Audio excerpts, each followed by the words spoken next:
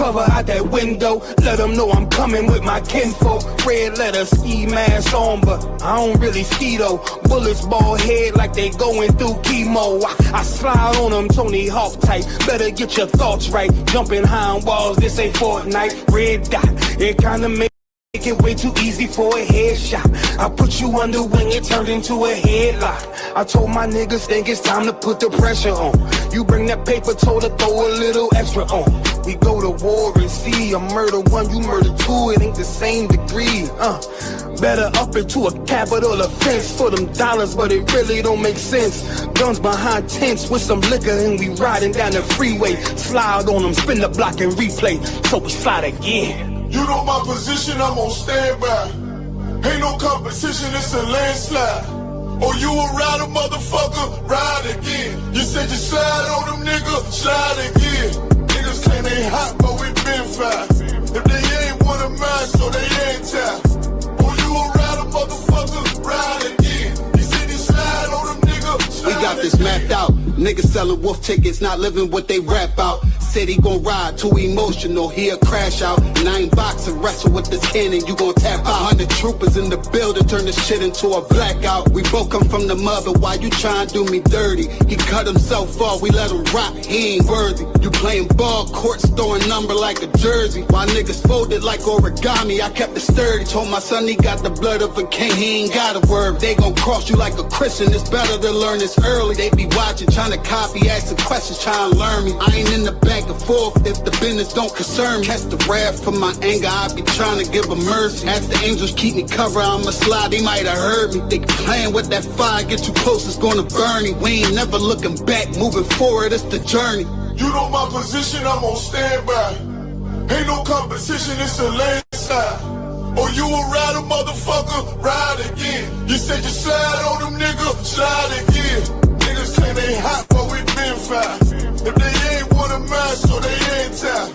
Or you a rider, motherfucker, ride again. You said you slide on them, little nigga, I'm made. All these rappers soft, claim they all cut from a hold of a clove. I'm the one with the blade.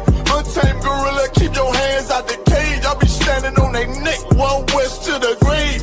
You can keep your mercy, nigga, I ain't worried. Revenge call me Buddy Love, I call her Miss Purdy. Nigga try to blitz, I'm going 730. I'ma shake the whole room like Big Shirty.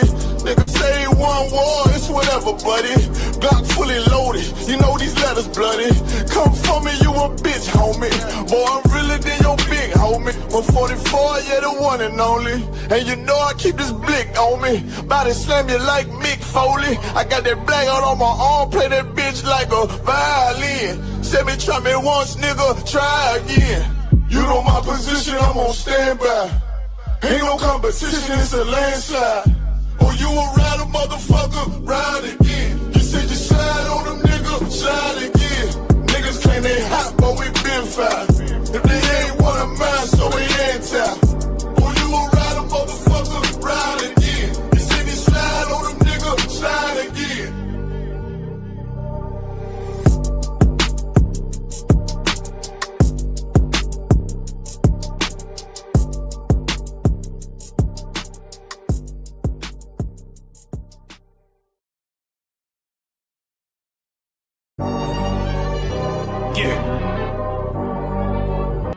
Cold shit.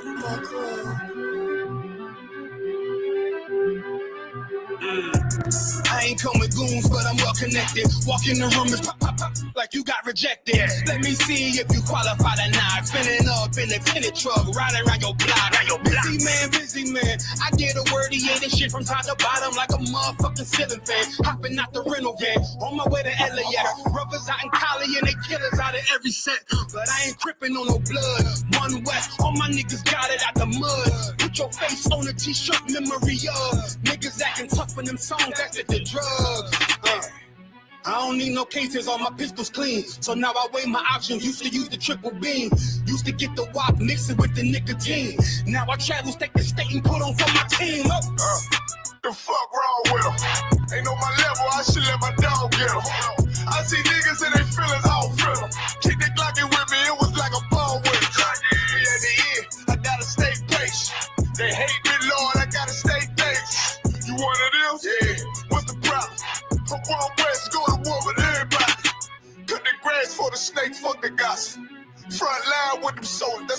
Gun drawn, trying to curse the imposter. She get out the pocket, go to war with everybody, yeah. Shit that hate make it to the featherweight. Niggas say they hard, but they shoot it in the debit case.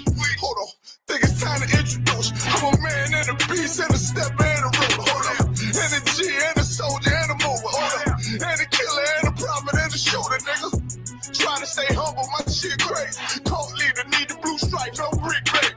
Can't be serious, you a funny boy, young fly. Look wrong, must be a dummy, I ain't gunshot. Fuck that little bitch, she a hook. Nigga swear he the go, bring him to the bush. To the bush. The fuck wrong with him? Ain't on my level, I should let my dog get him. Niggas in their feelings, I don't feel them. Kid the Glocky with me, it was like a ball with him. Yeah, the end, gotta stay patient.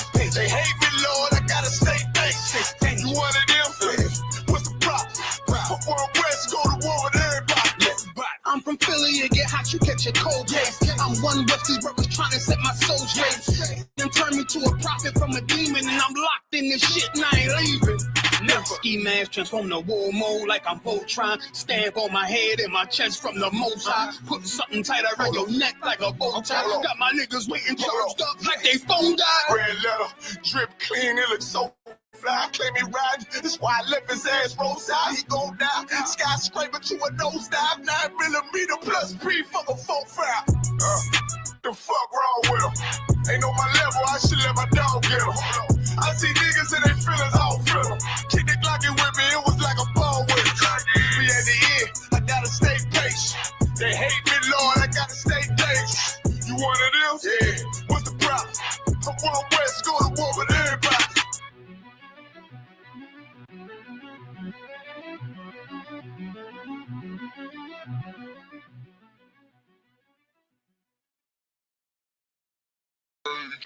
On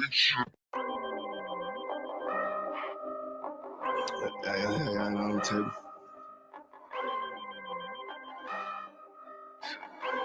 I ain't finna tell you how I got away with this shit. If I'm more right, that's good business. She look good, but hang with dumb bitches. Tell her I'm way too fly for one sister. And if she leave a priest, I won't miss her. Won't put a ring around it. Oh, no. Bitch, for the street like basketball goes. I always knew she'd let that lane hit her. Won't get a cent from me, I ain't simple. Bitch, now I ain't gonna work it out. I ain't regular out. No, I ain't gonna work it out. I ain't regular out. You a civilian out. Nah, failure out. I ain't gonna work it out. Cause I ain't regular out. I ain't regular out. You's a regular out. Took that bitch back. She done fed you out. Look how you living out. You look scary out. Can't fuck that bitch right. Cause she be getting nailed out. You won't forgive her, ain't it? You wanna love her, don't you? Just know that love ain't for you. It's for the world, homie. I got some real homies. We don't pretend, homie. It's UPK, One West. We kicking field goals. Let that bitch lead, ho. She got them D's, though. With a little stinking ass pussy. She be going beast mode. She HIV, ho. You dirty ass skeet, ho. Don't get that shit up out your chest, bitch. Say what you gonna do now, what you gonna say now, what you gonna do to me? It is UPK, I'm shot too deep, it's better Google me. I put these girls all in my training camp like I relieve. I say what I do and I do what I say, bitch, what the fuck you mean? If I'm more right, that's good business. She look good but hang with dumb bitches. Tell her I'm way too fly for one sister. And if she leave a priest, I won't miss her. Won't put a ring around it. Oh, no. Bitch, for the street like basketball goes. I always knew she'd let that lane hit her. Won't get a cent from me, I ain't simple. Bitch, now I ain't gonna work it out. I ain't regular out. No, I ain't gonna work it out. I ain't regular out. You a civilian out. Nah, failure out. I ain't gonna work it out. Cause I ain't regular out. I get paper, bro. Got my standards up. You a munchkin out. Catching these out. Check my favorite out. I'm a player out. These niggas top block. Taking lead out. You shouldn't be worried about these broke ass bitches. And don't compare yourself to simp ass niggas. Had to shine a lot of these desperate ass women. Cause they be tripping hard, acting like they different. But a bit be basic, bit be horn and bit be naked. Thank you. faking, stankin', the shame is dirty, my bitch be faking. I don't get too fucks about you, I wouldn't have put no baby in you. Bitch be saying they got that paper, look, they let me itch. Done caught the penalty, hit my energy, got me feeling me. Ice hitting on them, these diamond teeth that's into me. And I'm getting right, and I'm stacking up, and I'm getting to it. And these niggas hate, but they can't touch, cause I'm bulletproof. If for more, right, that's good business. She look good, but hang with dumb bitches. Tell her I'm way too fly for one sister. And if she leave the piece, I won't miss her. Gonna put a ring around it. Oh, no. Bitches for the street like basketball goes. I always knew she'd let that lane hit her. Won't get a cent from me, I ain't simple, bitch. Nah, I ain't gonna work it out. I ain't regular out. No, I ain't gonna work it out. I ain't regular out. You civilian out. Nah, failure out. I ain't gonna work it out. Cause I ain't regular out. Goddamn, love them AIDS, damn dick, she love, nigga. Ain't no taking nothing back. Cause I ain't.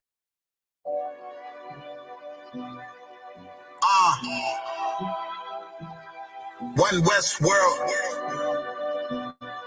First everybody. Bitch, this is more than what they ever played us. Living by, put me in the gas. Born in 91, pumping 93. Winter, Chevy pill, like a nectar. But I keep it more than what they ever played us. Living by, put me in the gas.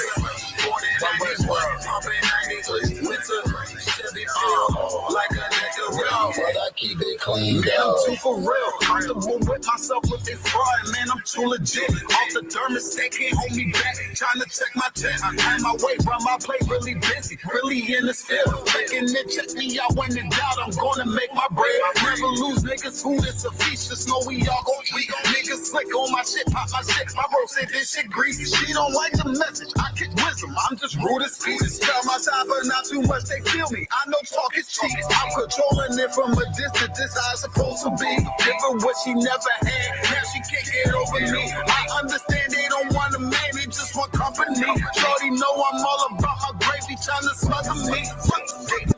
Get from under me. I ain't had no silver spoon. This shit come from underneath. I play for keeps. I don't see nobody. This shit tunnel V. I play for keeps. I don't see nobody. This shit tunnel V. This is more than what they ever played us. Living by, put me in a gas.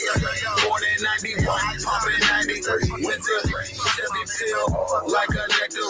But I keep it more than what they ever played us. Living by, put me in a gas. Born in 91, pumping 93. Winter, Chevy pill, like a nectar. But I keep it cleaned up.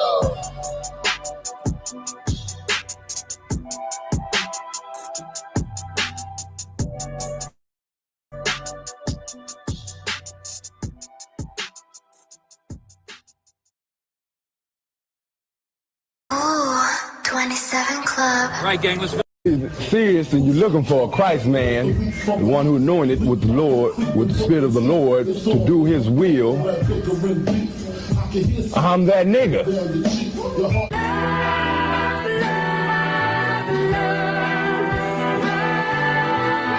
One West, 125th Street. Look, y'all put y'all faith in presidents like they gon' change this country. Run the league and let y'all play cause y'all gon' make a money. Fuck Obama, he ain't come here on cargo slave ship. What the fuck he do for blacks in his administration? I'm waiting, patient like a saint. Black, Hispanic, Native, they hate your ass the same. Hate Christ in they image, paint you as a slave. God ain't all love, scriptures say hate. African soul niggas, they know we not the same. School to prison pipeline to get you off the streets. Put you in the cell toilet connected to the sink. Molested as a kid, she prostituted as a teen. The byproduct of Martin Luther King dream. They just took the yoke off, my nigga, we ain't free. We living bleak in these wastelands of poverty. If you don't know the truth, then the lies sound promising. Prophecy, gift and the curse. Dylan started killing, they was sitting in church. Black folk forgave him, man, this shit is absurd. You should never love your enemy, that shit ain't gon' work. Yeah, fuck dying on your knees, you better die in glory. Man, I joined the UPK, taught me the art of warring. I took a nigga life like mine to be recognized. I feel that pain every day, it can't be reconciled. Pops banging, my sister a prostitute. My brother got life, and somehow I still found the truth. War ready, no cowards, no excuse. Fuck reparations, you can't bandage no open wounds. Blood on the leaves, body swing hung from a noose. I was on a run in Nashville and I found the truth.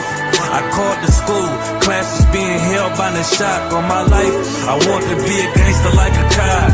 Do this for my brothers, real brotherhood. Everything we do, we got it out this book. My nigga, I can never be no African. UPK the only authorized acronym. I'm passionate about my brothers and sisters. We in hell, I ain't got nothing against them. That's another religion. If it ain't under your honor, ain't he murdered by them and got a hug from your honor? That's the way out for a coward in my observation. They don't fear the Lord, they indoctrinated. Wolves in sheep clothing, Joe Osteen. Real priest bringing back black royalty.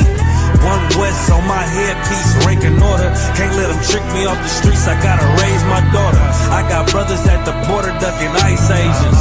I got the name change, it was life changing. My family thought it was a game, put on all black, they said I was going through a phase. It's more of us in jail than it was slaves. Chose by the Lord, we could never be the same. Soon as they born, the wicked go astray. They left the truth, they wasn't with us anyway. Niggas weak, they just saying anything to be truthful. We don't want no cowards anyway.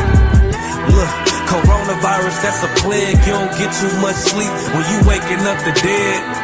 First camp, I cut off all my dreads. I took an oath when that oil hit my head. Niggas capping like they live. Right. Sister, y'all, clap it up. Gracias. Un momento por los anuncios. Mi nombre es General Mahayaman. Estoy al servicio de el General Yohana. Gracias, Tingan. Gracias, Tingan. Gracias por Tingan. Paciencia. Estoy aprendiendo español para ti porque los amo. Todos los latinos. Un momento. Somos la Escuela Israelita de Conocimiento Práctico Universal. Comenzamos en 1 Oeste Calle 125, Harlem, Nueva York. De 1969, debajo del mando General Yohana. Carnales, esta es la verdad.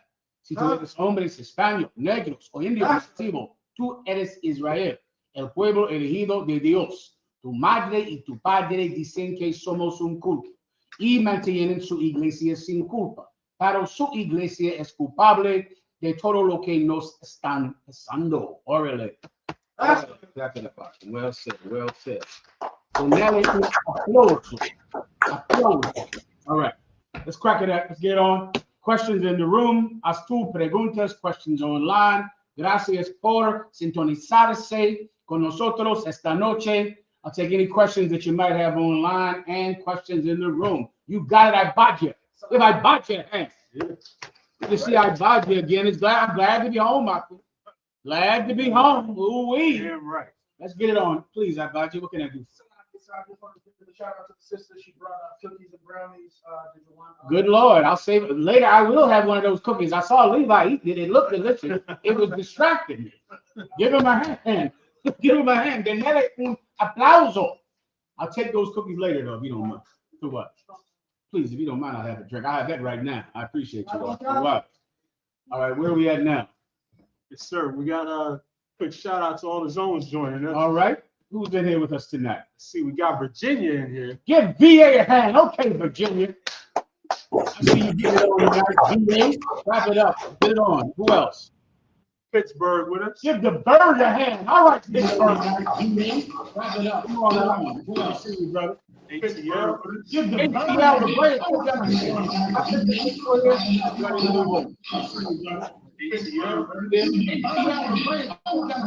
Slacking, we might have to mute.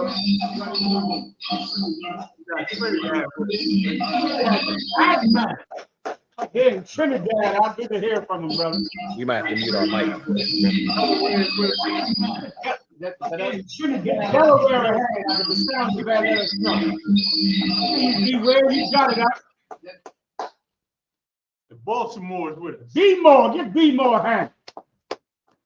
Who's the brother that we have from B-More? What's his name? Brother right here. Can you come off, Mike? I see you, Warrior. Good to hear from you, up. Good to see you. Good to see you, Baltimore. I almost forgot. I have to tell you some excellent stories in here tonight, brother. The topics tonight, one of the topics is how do you know or proof that you are not in the truth, right? Fake Israelites, Christians, Muslims, you are not following God. You're not in the truth. And I have yet more evidence tonight that fake Israelites, Christians, Muslims, anyone outside of the Israelite school of UPK, you are simply not in the truth. I have heroic stories tonight about acts of heroism, man, done by officers in the Israelite school of UPK all over the world. I have one out there in the UK, man, where this brother did an amazing act out and held this criminal at bay. Held him. The police could not come and help him. The police could not come. He held him. The brother out there in the UK, Officer Dum Gabar. I'll tell you that story tonight. Denele un aplauso. Give him a hand. Also, where else? Over there in I think Baltimore. Over there in Baltimore, this brother saved the life of this sister who did I say? Put the ice in here if you don't mind. No, I said I've been here for a while.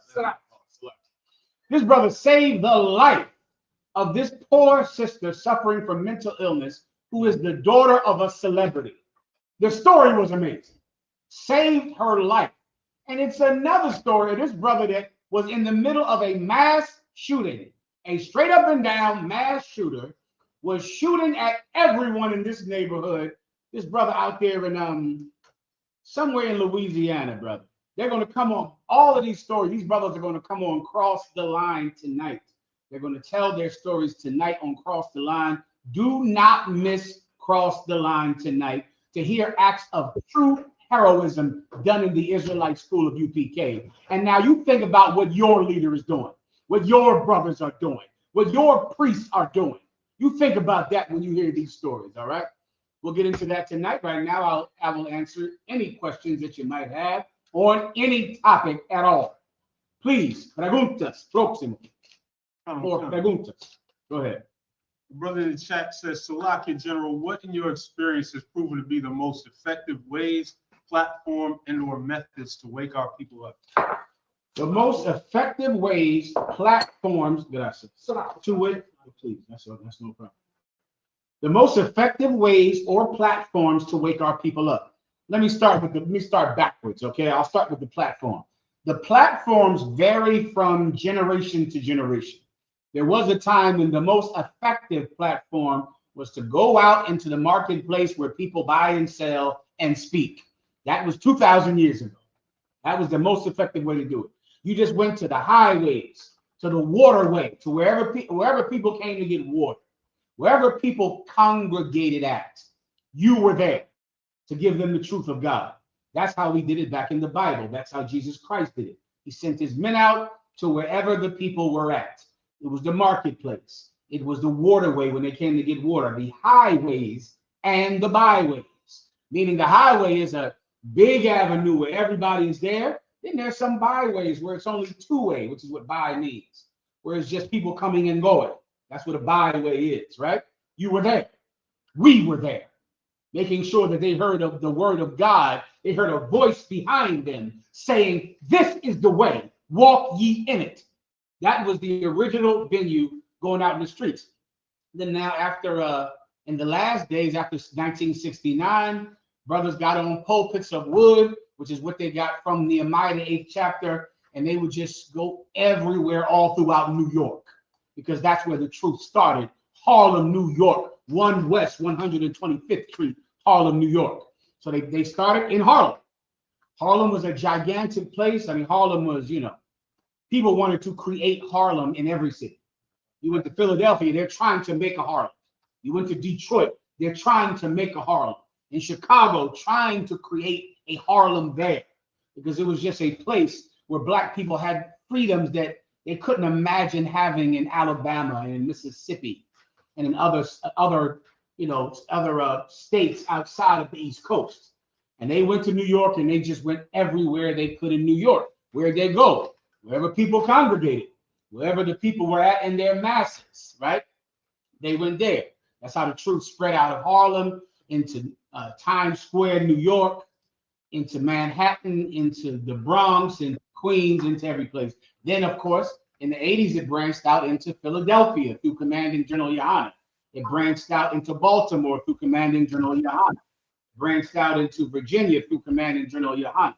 It branched out all up and down that area through Commanding General Yohanna. A few other zones that Commanding General Yohanna started outside of New York when he had his original camps at 34th Street in Manhattan in New York. He took those camps, took brothers from those camps and took them to Philadelphia, Baltimore, I'm missing the city.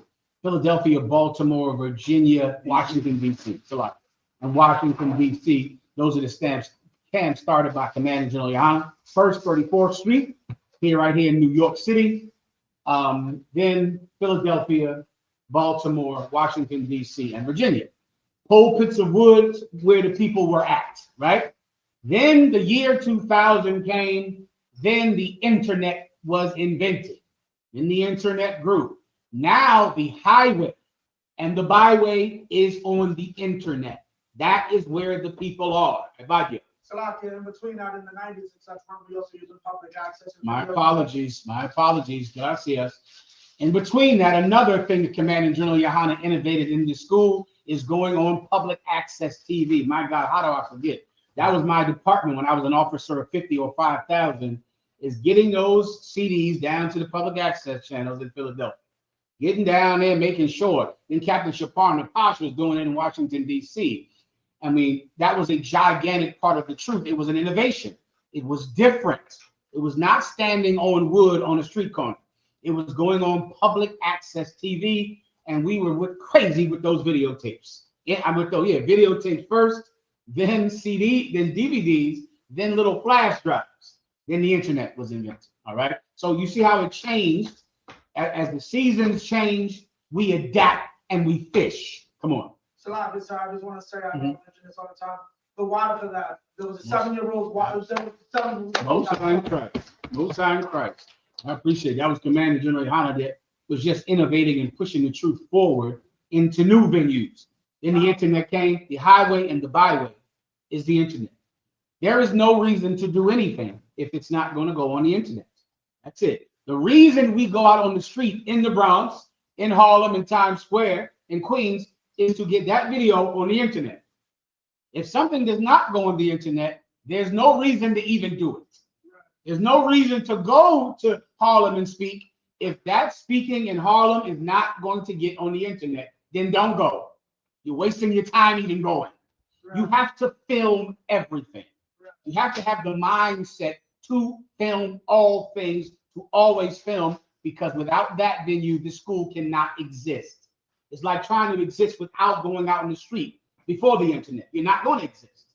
If you want to exist, if you want to stretch this school into the future, if you want your grandchildren to have the UPK, then you have got to use the venue of the internet. Using the internet means film everything.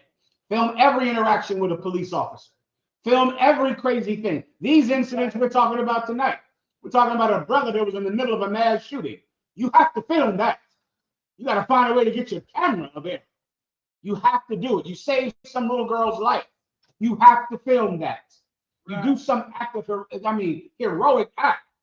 Doing the act means nothing if you cannot put it on the internet, because your goal in life, brother, is to save lives. And you save lives by putting the act of you saving a life on the internet. That's how it's done. So that's the venue. Everybody understands, I pray. What was the next one besides venue? Platform and method. Okay. I believe I just gave you the platform. That's the internet. method. Let me give you the method, right? Okay. The method is you have to become a shining light on a hill. You have to be something that is shining and glowing, and men say, I am going towards the light. Now, there's only one way to do that, right? And that's to be a hero. You'll have to do something that's amazing if you want people to follow you. Right. You're going to have to decide to have courage that other men do not have. You'll have to put your life on the line, risk your life. You'll have to say something that frees the bond. You'll have to heal up broken hearts. You'll have to say something and do something that is so peculiar, that is so strange, that is so heroic, so noble, and so full of grace that men say, these must be the disciples of Christ. This must be a prophet of God. You take that thing and you videotape it and you put it on the internet. And that's how you grow the Israelite School of UPK. Everyone understands. All right, anything else? If I could, sir, a quick throwback to the public access days. Important for us to know that these churches, all these churches, religions are teaching lies, man. The entire so-called Christian churches are teaching lies. Islam is a lie. All these religions are lies, and they stop us from knowing who we really are, and that stops us from following the Bible, man. The church is teaching. We proud to be wicked.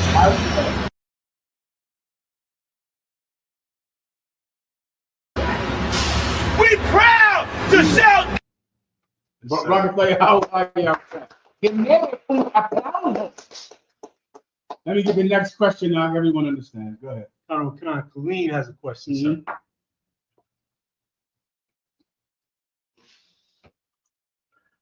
Give Colleen a hand. I see you, big Texas. Give Colleen a hand. Whenever you're ready, Colleen. Colleen, Texas. It might be a little behind. Okay, you a little lag, no problem. Colleen, you ready? Khan, my mic wasn't, I couldn't unmute myself. Shalom, Yahweh, Shem Yahshua Rakatham, my Lord. Good to hear from you. It's like it, sir, with your please. Khan, sir, with your grace and mercy, sir. I had a question. Acts 15,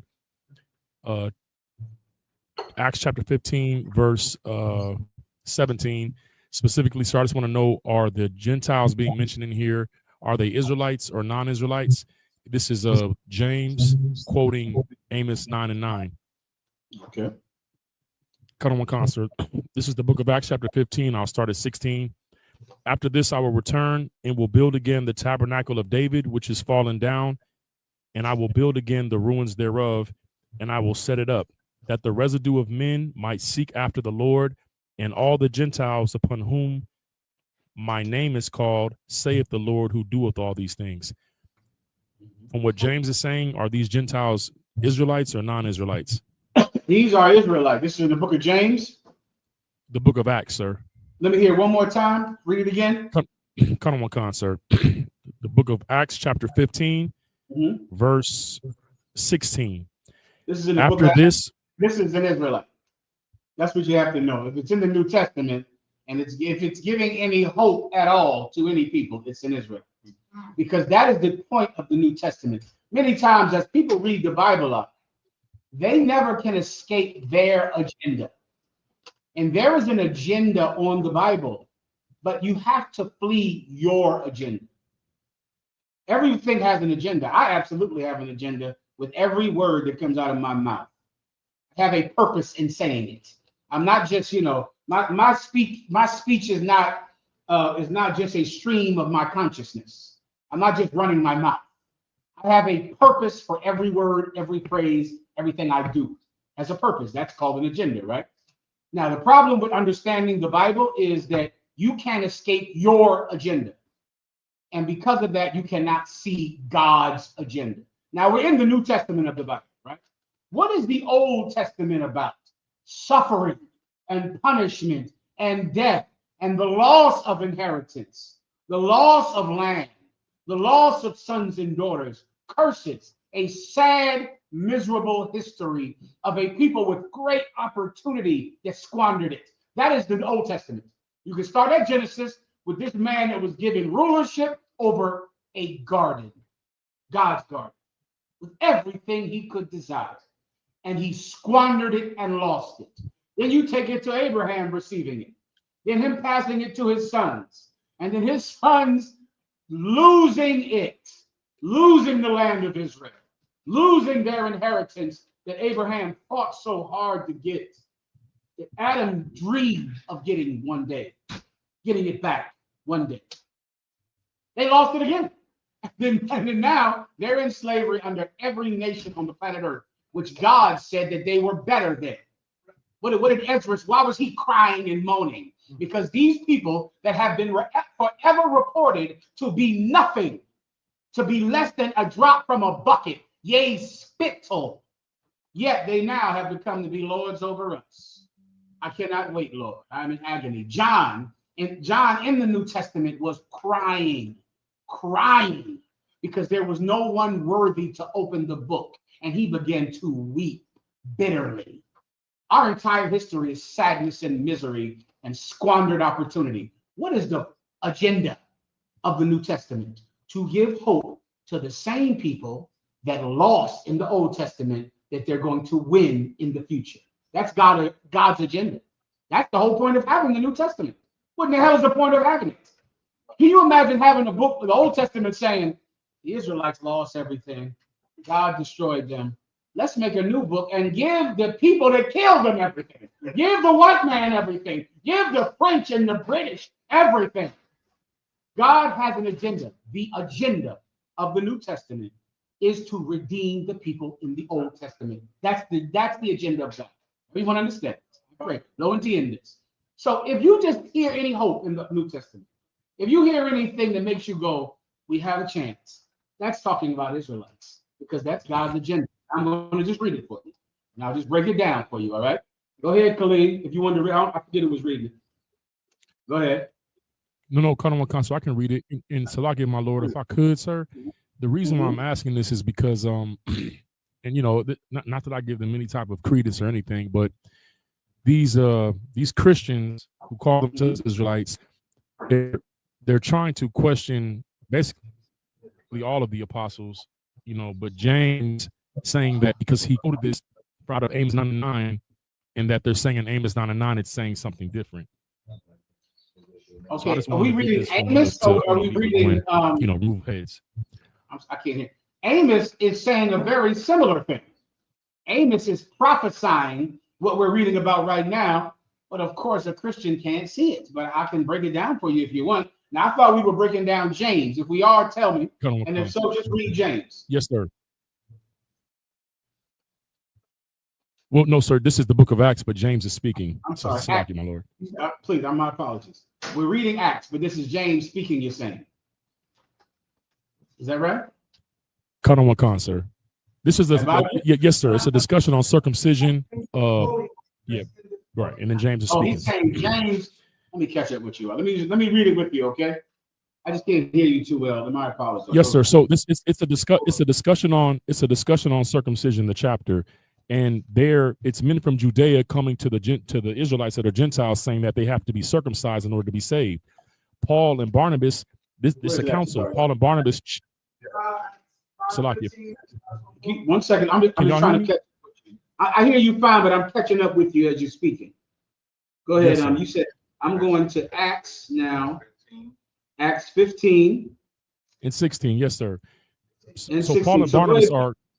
Yeah, Paul and Barnabas are confronting these brothers about saying that these men have to be circumcised, and then James interrupts, or he lets them finish, and then James begins to speak. Okay, and the one you want me to break down is 16 or 15? 16 and 17, sir. Really 17. Really 17. Okay, 1 second. And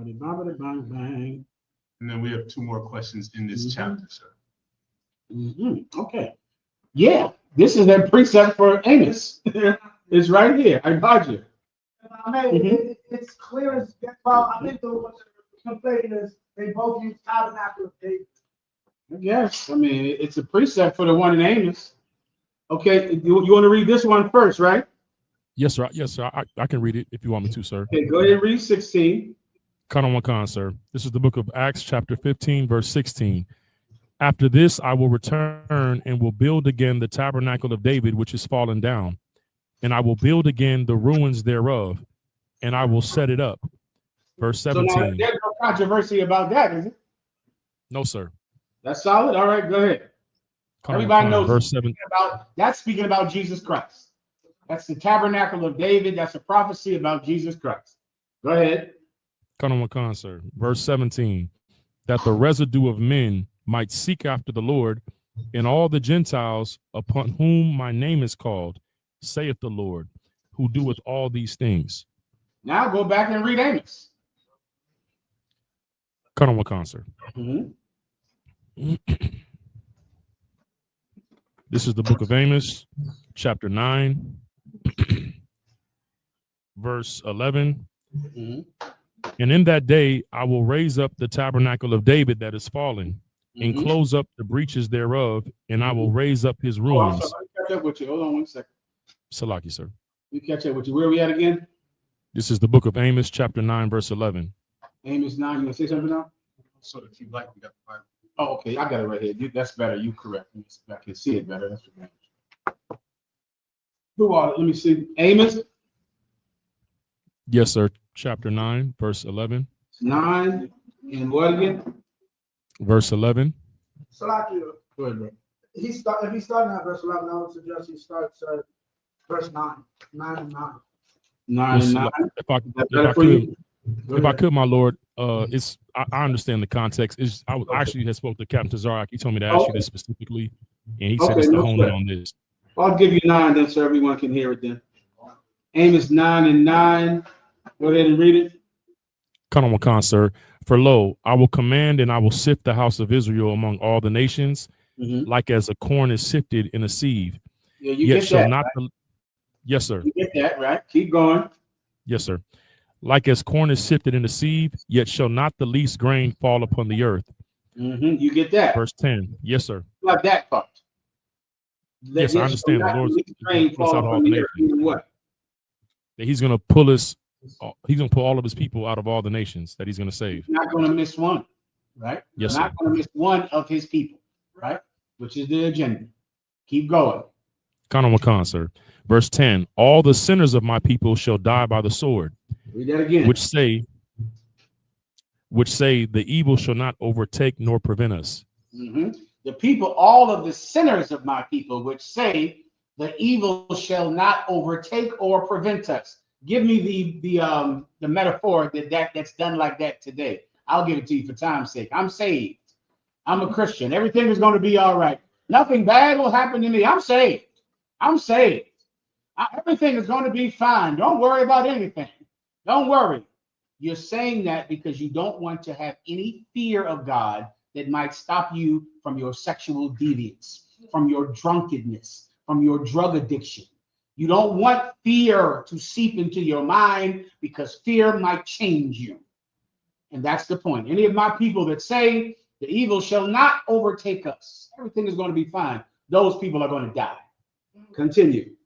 Khan, sir. Verse 11. In that day will I raise up the tabernacle of David that is fallen, and close up the breaches thereof, and I will raise up his ruins, and I will build it as in the days of old. Come on, man. That's speaking about Jesus Christ, brother. Jesus Christ came from a family who had fallen. They were bereft of lordship. They had no more majesty. The heir to Solomon's throne was a carpenter in a ghetto. But the Most High God said he was going to rebuild that house as in the days of old. So you imagine when Solomon was king and how rich and powerful and in authority they were. That is what the Most High God promised to do again. This is also a precept that Jesus Christ comes from a man, comes from King David. Here's the prophecy right here. Let's go. Khan, sir. Verse 12. That they may possess the remnant of Edom. Here we go. Slow down. Taste all of this. Because this is explaining Acts. This is it. Acts is like it's explaining this. You understand? Like this is the prophecy in the Old Testament. The book of Acts is explaining this precept right here, right? Making sure it's understandable to the new generation of that day. So read it one more time. Colonel Wakan, sir, from verse 12 or from the top? From 12. Yes, sir, Salakia. That they may possess the remnant of Edom. They're going to possess the what? The remnant of Edom. You need that word in there. That they will possess the remnant, what's left of Edom. Who is Edom? Our oppressor is Edom. The people snatching babies out of the arms of abuelas on the streets of New York and Chicago. Soon, North Carolina. That's where ICE is going to now, to North Carolina. The monsters of this planet. The people that hate their brother. The so-called white man, he is Edom and he is the oppressor. And there will not be many of them left when Jesus Christ returns. But whoever survives, they're going to be taken. They're going to become slaves. They're going to be possessed, owned. What does God call that? Fair, justice, love, right? Love. I wonder how so many people are fighting. You have Christians right now fighting so that some crooked cop who murdered a black man could get arrested. And they march. They march in the streets. They protest out in front of the courtroom.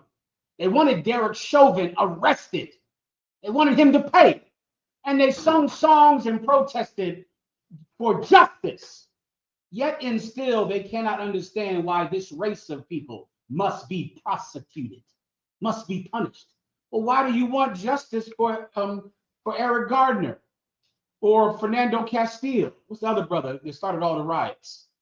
Floyd. Why do you want justice for George Floyd? The same reason that God wants to give you justice for slavery. So justice for the Spanish Inquisition. Justice for the slaughtering of the Haitians and the West Indians. That's the same reason. Because without getting that justice, you are not a human. You're not a person. And you're not beloved of God. Well, the remnant of Edom is going to be, they're going to become slaves. That's love. That's justice. Continue.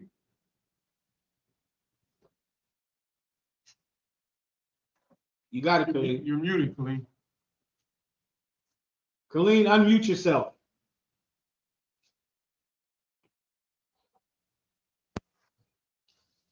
I'm going to keep going. Sir, can you hear me now? That's better. Go ahead. Salakia, sir. That they may possess the remnant of Edom and of all the heathen, which are called by my name, saith the Lord that doeth this. And of what? That they may possess the remnant of Edom and of all the heathen, which are called by my name, saith the Lord that doeth this. Now, you have to remember these exact phrases. Possessed, remnant, that's all in Amos. I'm going to give you the total thing for time's sake. The Most High God is going to go into heathen countries, heathen lands, and sift the house of Israel from those heathens, right? So the Israelites in those lands are going to now receive salvation, even though they were once called Americans. They were once called Mexicans. They were once called Haitians. They were once in unity with the heathens of that land. But they're going to be sifted, and God is not going to miss one of them. He's going to get them all, right? And then there's other people at the same time in that land who are not the children of God. Those are the people we're going to be sifted from. Those people are going to die. Those people are going to go into slavery. So you have to think about the Gentile thing, like they're Gentiles, so God is going to get them because they are Gentiles, the children of God. These Gentiles, God is going to possess and destroy. They're going to be sifted. The sift is which all you need. Yet imagine these both of these people are Americans, right? One of them is going into slavery, and the other one is going to have salvation. And that is exactly what our oppressor is doing right now. Like this always bewilders me that you can't see how you can use the same word for the same people and treat them completely different because they are different people. You want to understand it? Right now. Just understand right now. Aren't you an American? Aren't you? You're an American. You go and you sign, I'm an American. You go to work, you pay taxes, right? You're an American. And yet this white man is an American. Both of you are Americans. And yet when the police come and the tanks come and when they go to cut off welfare, they let you know that though you have the same name, you are a different people. And the white man sifts you from the white Americans. He sifts you out. And so many times you'll sit there and go, I'm an American. I'm a citizen. Why can't I get justice? Why can't I be treated like my white counterparts who are Americans like me? Because you're different with the same name. Because you're different, but you have the same name. And that is what's happening in Acts. It's this precept happening in Acts. Same name, but the process is different to both of them because one of them are the children of God and the other ones are the real heathens. Read 9 is the whole thing. One of y'all said that, and that was a fact. Read 9, and then I got to go. Come on, sir. Amos chapter 9, verse 9. For lo, I will command and I will sift the house of Israel among all nations. Like Where as corn is where is the house of Israel, Khalid? in all nations. That's where they are. And because they're in all nations, what are they? They're heathens, Gentiles. They're Gentiles because they're in all nations. That's exactly what the Old Testament says, brother, that they would be exiles from the Commonwealth of Israel. Now you're an American. Now you're a Mexican. Now you're French. That's what you are now. Now you're Russian. You know, for some goddamn reason, your father played basketball in Russia. Now you're a Russian. And Kobe Bryant was an Italian. My brothers right now having children in China, and the kids are Chinese, but they're not. But they're not actually Chinese. Right. But just like you're not actually American, you might not know that until a cop murders one of your sons, and then you realize you're not American, but you're both called American, but you're treated different. That's all you need. You want to understand the New Testament? Just understand how Americans are treated here. The Americans in Harlem are beaten. The Americans on the south side of Chicago are treated differently than the Americans on the north side of Chicago. That's it. You understand? Kanawakan, sir. I got it. The water, sir. No problem. Proximo. If I may, sir, in that verse, because I'm perceiving that the confusion comes where it says, which are called by my name. So the which are called by my name here, and all the heathen which are called by my name. Read what you're called by my name in Amos. And then give it to me in Acts. Verse 12. That they may possess the remnant of Edom and of all the heathen which are called by my name. Boom. Now go to Acts. 15 verse 16, I believe. The book of Acts, chapter 15, verse 17. That the residue of man might seek after the Lord, and all the Gentiles upon whom. How many Gentiles?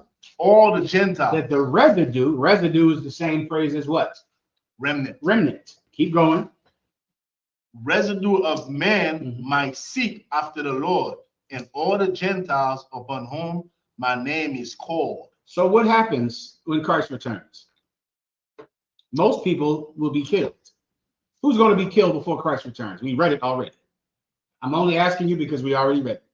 Who's going to be killed? Most of Edom. And the people who said the evil shall not overcome. The sinners of my people. Sinners of my people will also be killed.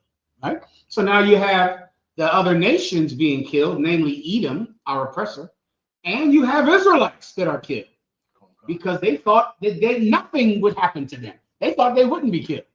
They thought they were going to be fine. So they get killed too. So you got both of them killed. You got the Edomites killed and you have Israelites killed. Israelites being killed because they did not want to change. Edomites being killed for the sins of their father. Being killed because so that they cannot populate the world with cities anymore. Right. You get the point. Both of them being killed. Now keep reading in Acts. And all the Gentiles upon whom my name is called. So now who now is coming to the Lord? Who's after judgment day? The remnant that are saved. The remnant of Edom and the remnant of Israel. That's not what it says. And unless I'm interpreting. And all the Gentiles. That's who's coming to the Lord. The remnant of Edom and all the Gentiles that are called by my name. You might have to visualize this because this is difficult because of how we grew up. I'm going to make you visualize it. Okay? It's Judgment Day. I mean, the Pentagon, the Secretary of War, and all of the tough guys all the militaries and armies of this world that oppress our people, they're gone in 1 hour, right? The Christians, the Muslims, the atheists who decided to join our oppressor, they're gone, right? They're the sinners, right? And then everyone on the planet Earth is sitting there left, hungry, thirsty, smoke all over them, scared to death. And now what does everyone on the planet want to do? Everyone want to seek God now. Everyone wants to survive. The damn sure, right? Precept: the gates of the kingdom of heaven will be open day and night so that the glory of the nations can be brought into it. Every nation is going to be bringing their gold to Jerusalem, shaking and trembling, scared to death. You understand? Okay. So imagine you got the remnant of Edom, ain't much of them left because of what they did in the past. Then you got people from France, people from America, people from Great Britain. You have all people coming to the Lord saying, can't death pass? Isn't this enough dying? Hasn't there been enough dying? That's a precept. You know what I'm talking about, right? Agag, the king, after all of the Amalekites were slaughtered, and there was one Edomite left, and he says, surely death is past. Surely there won't be more killing. That's going to be everyone on the planet Earth. Some of them will be Israelites. Some of them will be actual heathens. And what's going to happen?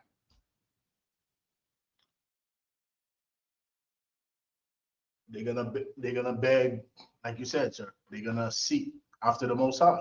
And what's going to happen? You ready? I'm breaking it down to you in a way for you to see it. That's it. For you to see it. What's going to happen? Basically, God's chosen people will get redemption, and then the heathens will be put in their place under. Who's going to be called by his name? Everybody. Everyone will be called by his name. That's how they lived. Every last one of them, or else they'd be dead. Right? Everyone will be called by his name. Every tongue shall confess. Every knee shall bend. Everyone will be called by his name. Then what? Everyone will be put in their place. You got to bring me home. That's true, but you got to bring me right to where we are. Then he sifts them. Everyone comes. Every nation walks up there like, please, Lord, please. You the Israelites? Oh, I see now. They kiss your boots now. Right? You got blacks and Hispanics that believe in the truth.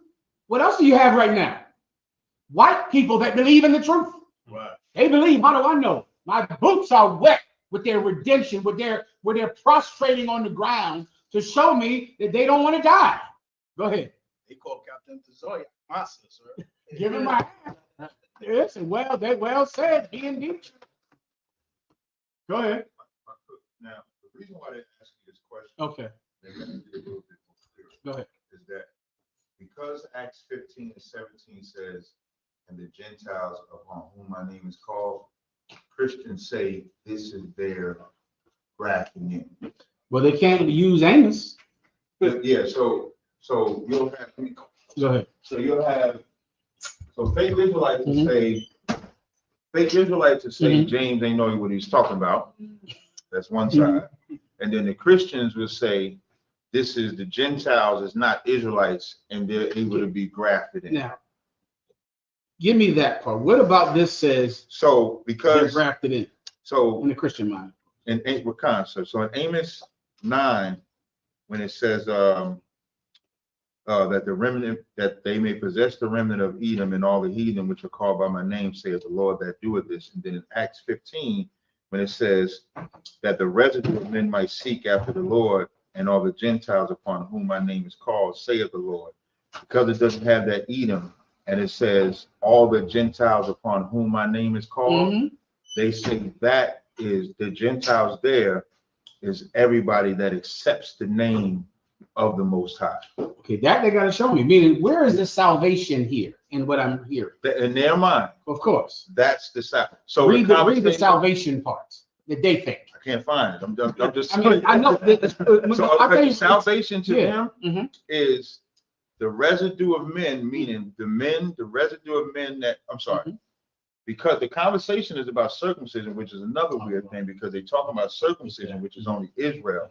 But when they quote this, they say that the residue of men means all men might seek after the Lord and all the Gentiles upon whom my name is called, saith the Lord. So that's how they quantify it. I mean, I don't know what the hell they're talking about because, okay, this is what I would do to them in this particular battle. Now, of course, I'm not breaking it down in this battle you're talking about. Right. Kind of concept. But I would pin them down to where is the love in this? Right. Like, where is the salvation that they see in their mind that somehow means that their slave master can be saved? Now, more than likely, they're going to say, called by my name. Right, the call, right. That's now, what I think it is. How does called by my name mean you receive the kingdom of heaven? Why does that even mean that? Because they look at my name, like the name used to be on Israel, now it's on everybody. Okay, wait, hold on. Are they? Okay, I think I just got it. Right. Are they saying that called by my name means they're called by the the Lord's name? Yeah, so like, you know how Israel is called by the Lord, like the Lord called Israel, the Lord name is on Israel. So they look at it like now their name is joined with Israel. Okay, that's out of context. Right. No, I agree, but I just want to make sure you can get the full. I did not know anything about that too. Now I forgot it. When it says called by my name, it does not mean I'm called God, which it sounds like that's what you're saying. No, they saying so. They say the Gentiles upon whom my name is called, meaning I ain't no Gentile, but the Gentile calls on the Lord, and now that the name of the Lord is on him now. Okay, they might have to just learn how to speak the old English. That's an old English, right? Kind of stuff. I'll try to break it down. For what? Yes, sir. Okay, I'll try. Now, when it says upon whom am I quoting that? Yes, upon whom my name is called. Now, they are thinking it like God has his name on me. Is that what you're saying, Tazaria? Yes. Yes. So God put his name on me, yes, upon whom my name is called. That is not, but that's out of context. What's it actually saying, obviously? And just think about everything we just read. It's right in front of your face. It's even in the Sif and the Kif and how all of them are going to die so that these people upon whom my name is called can come to me. That's why they're dying. What is upon whom my name called? What does that mean? Who wants to give it a shot? Anyone online? Colleen, you could do it too since you asked the question. Let me give Colleen a shot, then I'll get to you, Levi. So like I said, first I want to say the water to Officer Yatazar and Captain Tazariak because they kind of got it to what I was really trying to ask. But to your question, sir, what does upon whom my name is called actually mean? Who I command to be servants to the nation of Israel because everybody else who resisted perished. You're almost there. Who I call. You understand? Upon whom my name is called does not mean you call me God. You call me now God has a name, which is Yahweh. Now I'm called God, which is what it would have to mean. They're twisting it to say it means now I'm a child of God. Right. That's right. I'm a servant of God. But if I'm a child of God, then I'm not called God. Right? You don't got a name and your son got a name? How you know who the hell's a different? Right? You have different names. Junior, even if you got the same goddamn name, you're Muhammad Junior or some other name. But so the only way what they're saying could be true is if it was like his name is Yahweh. Now my name is Yahweh. That is not what it's saying. It's saying Yahweh is calling you. Upon whom my name is called means my name is calling you. Not I'm calling you my name, but my name is calling you. That's the only thing that could fit with the context. Because what is, without giving it to you, why are you making a change? And what is that change making you do? It's in Amos. Come on. Slide, sir. You making a change because at this point, You are forced to. You are in a position. Oh, where that's the you whole. have to. If you're the death, all of the dying, there was people that thought they weren't going to die, and they're definitely going to die. The death is what made you hear his name. Is what made you come, because now you know that you're going to die. You're humbled. A judgment day humbles the proud. It humbles Edom, who is the most proud, and it humbles Israelites who thought nothing was going to happen to them. After that day, because of the humility, here they all come. Please, please, please. And as they come, they get sifted. Now as they come, everybody gets sifted. All you need to understand is, and I think this is the first time I ever understood what Christians was talking about. I heard this whole name call thing, and I go, what the hell is they even talking about? I think I just now got, they mean like you call me God. Right. I never even understood that. Come on. If you don't mind, gracias. Culpa otra vez, which means another glass, another cup. Salakia, sir, if I could. You got that, go ahead. No, I was just gonna say, I know I'm just asking this precept in Isaiah 60 when it talks, I think it's like verse 4, when it talks about the wealth of the Gentiles, the forces of the Gentiles, and then bringing our people to Jerusalem. This is by force because of the war. They're being forced to come, and he says whoever is not going to serve our nation is going to perish later down the chapter. I would not think by force. Okay. I would think they want to live. That's what's going to be.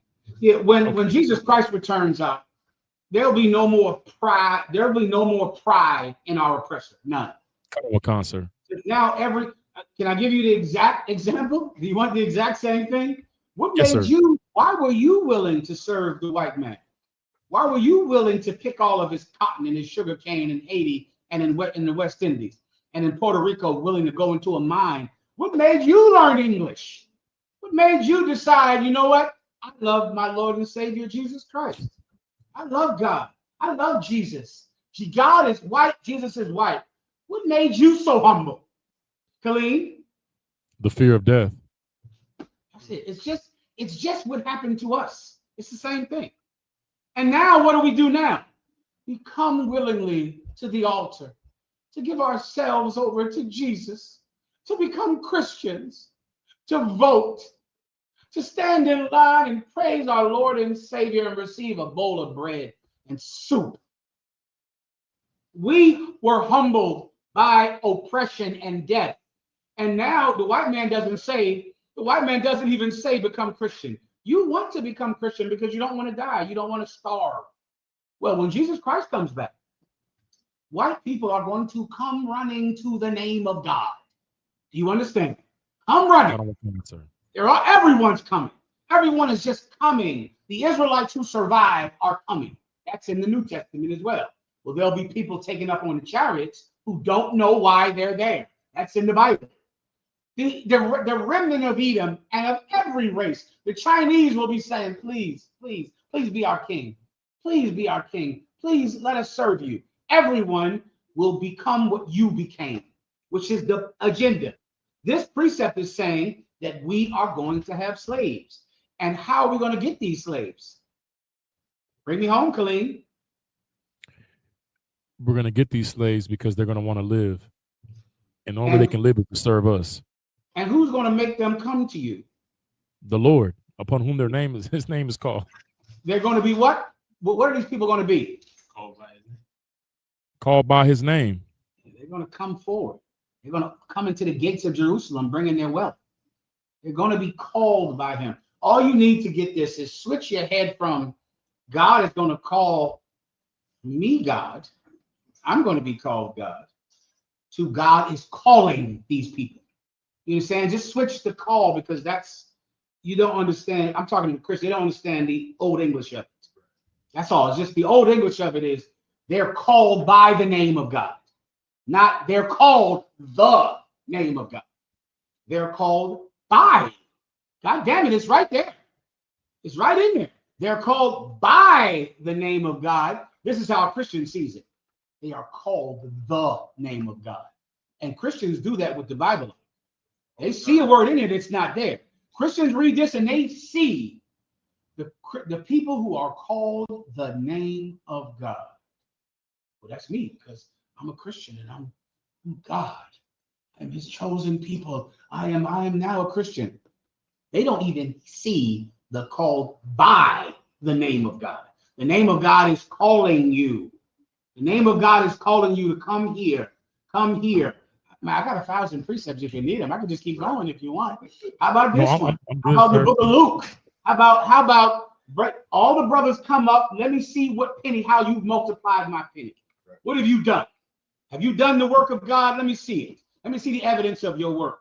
And the other people who would not that I should reign over them. They bring them before me. By my name. Come here. Come here. They come here. Called by my name, bring hither. Bring hither. Give me the act of bringing hither. God wants to see you. God demands that you come here right now. God demands that you appear before Christ today. It's like a summons. That's the concept is trying to give you as a summons. Right now, the white man is in charge. Now you get summons to court. This is a court summons. I've counseled so many idiots that get a summons and go, they ain't even send it certified mail. They ain't even do this. They ain't even do what? Brother, you got to show up to that court.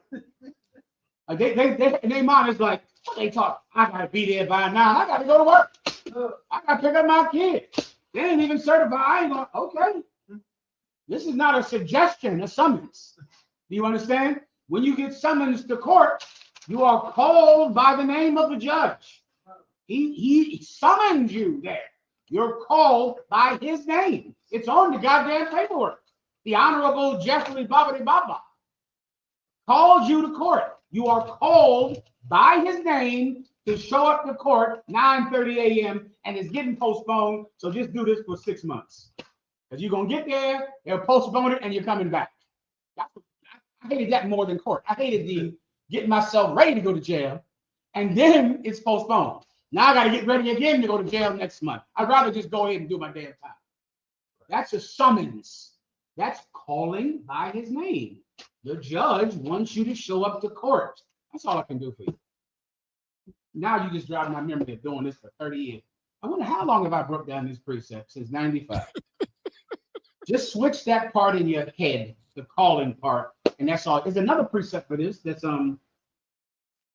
about slavery. Bring them into their place.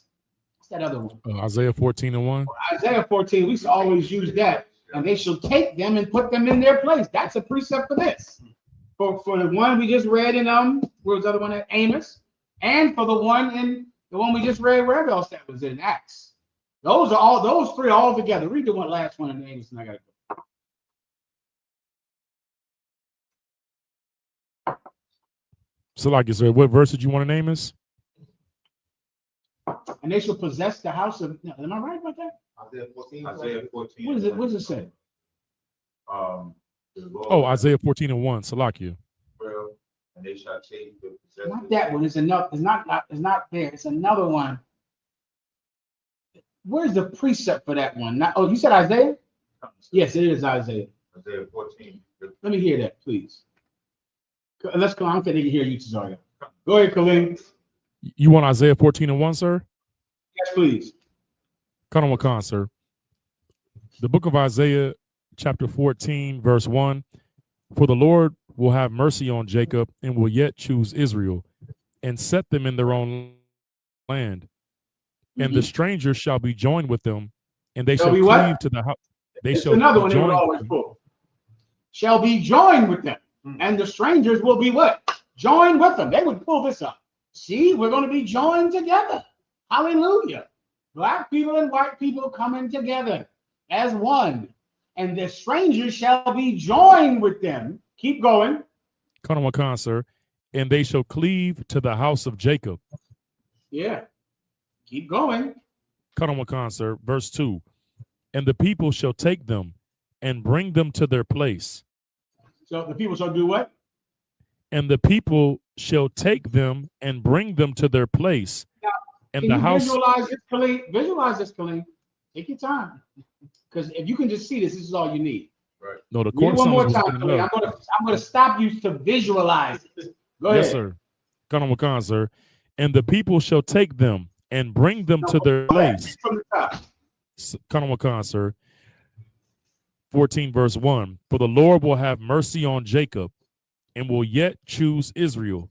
So and now we set know them who's getting the now we know who's getting the blessing in this deal. Right. Now we know who gets the good part, right? In this deal. Israel. Keep going. Come on, sir. And set them in their own land. Now we know this And is in the land of God in Israel. Keep going. Come on, sir. And the strangers shall be joined with them. The strangers shall be what? Shall be joined with them. Who's going to join the strangers with them? Khalid. The Lord. Thank you. Give him a hand. That's where you got to go with this. God is doing this. They're going to be joined with them. Now, in your mind, it's like equality. You think that's an equal, an equal relationship. The strangers will be joined with them. What does the word cleave mean in this context? Khalid, do you know? Come on, sir. What does it mean? Like our people in line for the food banks right now. Oh, you're right, but let's look it up real fast. What does cleave mean in this context? Can you look it up real fast? Sure. Go ahead.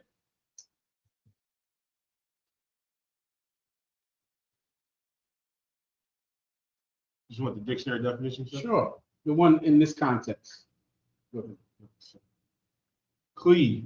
Adhere strongly to. Say one more time. Adhere strongly to. Say it again. Adhere strongly So to. the people will adhere, stick to us.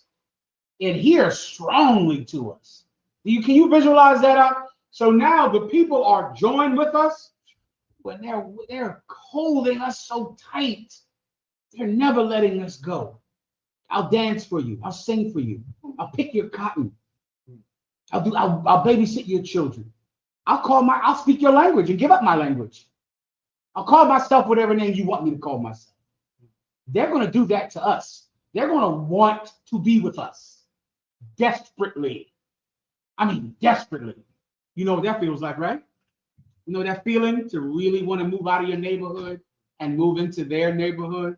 Who hasn't felt that? Everyone. What age were you when you were ashamed of your block and just wanted to live where those white people live? Just wanted to live over there with them. Wanted it so bad. That's cleaving to them, wanting to be with them so desperately. Keep going. Come on, sir. And the stranger shall be joined with them, and they shall cleave to the house of Jacob. Get it? Keep going. Come on, sir. Verse 2. And the people shall take them and bring them to their place. Right? They're cleaving to us.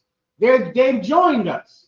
What do we do with them now that they want to be with us? Put them in the slave quarters. Put them in the fields. Put them to work. That's what happened to you. My God, brother, don't you know that people swim across a river to come here to America to sweep some devil's floor? That's why they're coming here. To pick cotton. I went over to the market. The pumpkins, the jack-o'-lanterns are 25 cents. 25 cents. I got 4. I spent $2. What is that? Too much. Too much jack-o'-lanterns. 8 jack-o'-lanterns. Too much. The jack-o'-lantern's going to waste right now. I went in. Let's say again. Listen. I knew Levi would know what to do with that, Levi. I thought about you as I was buying them. I literally thought of Levi and them Benjamites who know what to do with that jack-o'-lantern. Why are they 25 cents? You want to guess? Please. It's the call. La Raza. That's why they're 25 cents, because he's getting paid 25 cents for 90 pounds of jack-o'-lantern. So you're getting a whole pumpkin this big for a quarter, because someone climbed a wall, went through a tunnel, paid some bastard to rape his daughter and drive him across the desert to pick pumpkins in your neighborhood so you could eat. They're cleaving to white people, and white people put Mexicans in their place, in the fields.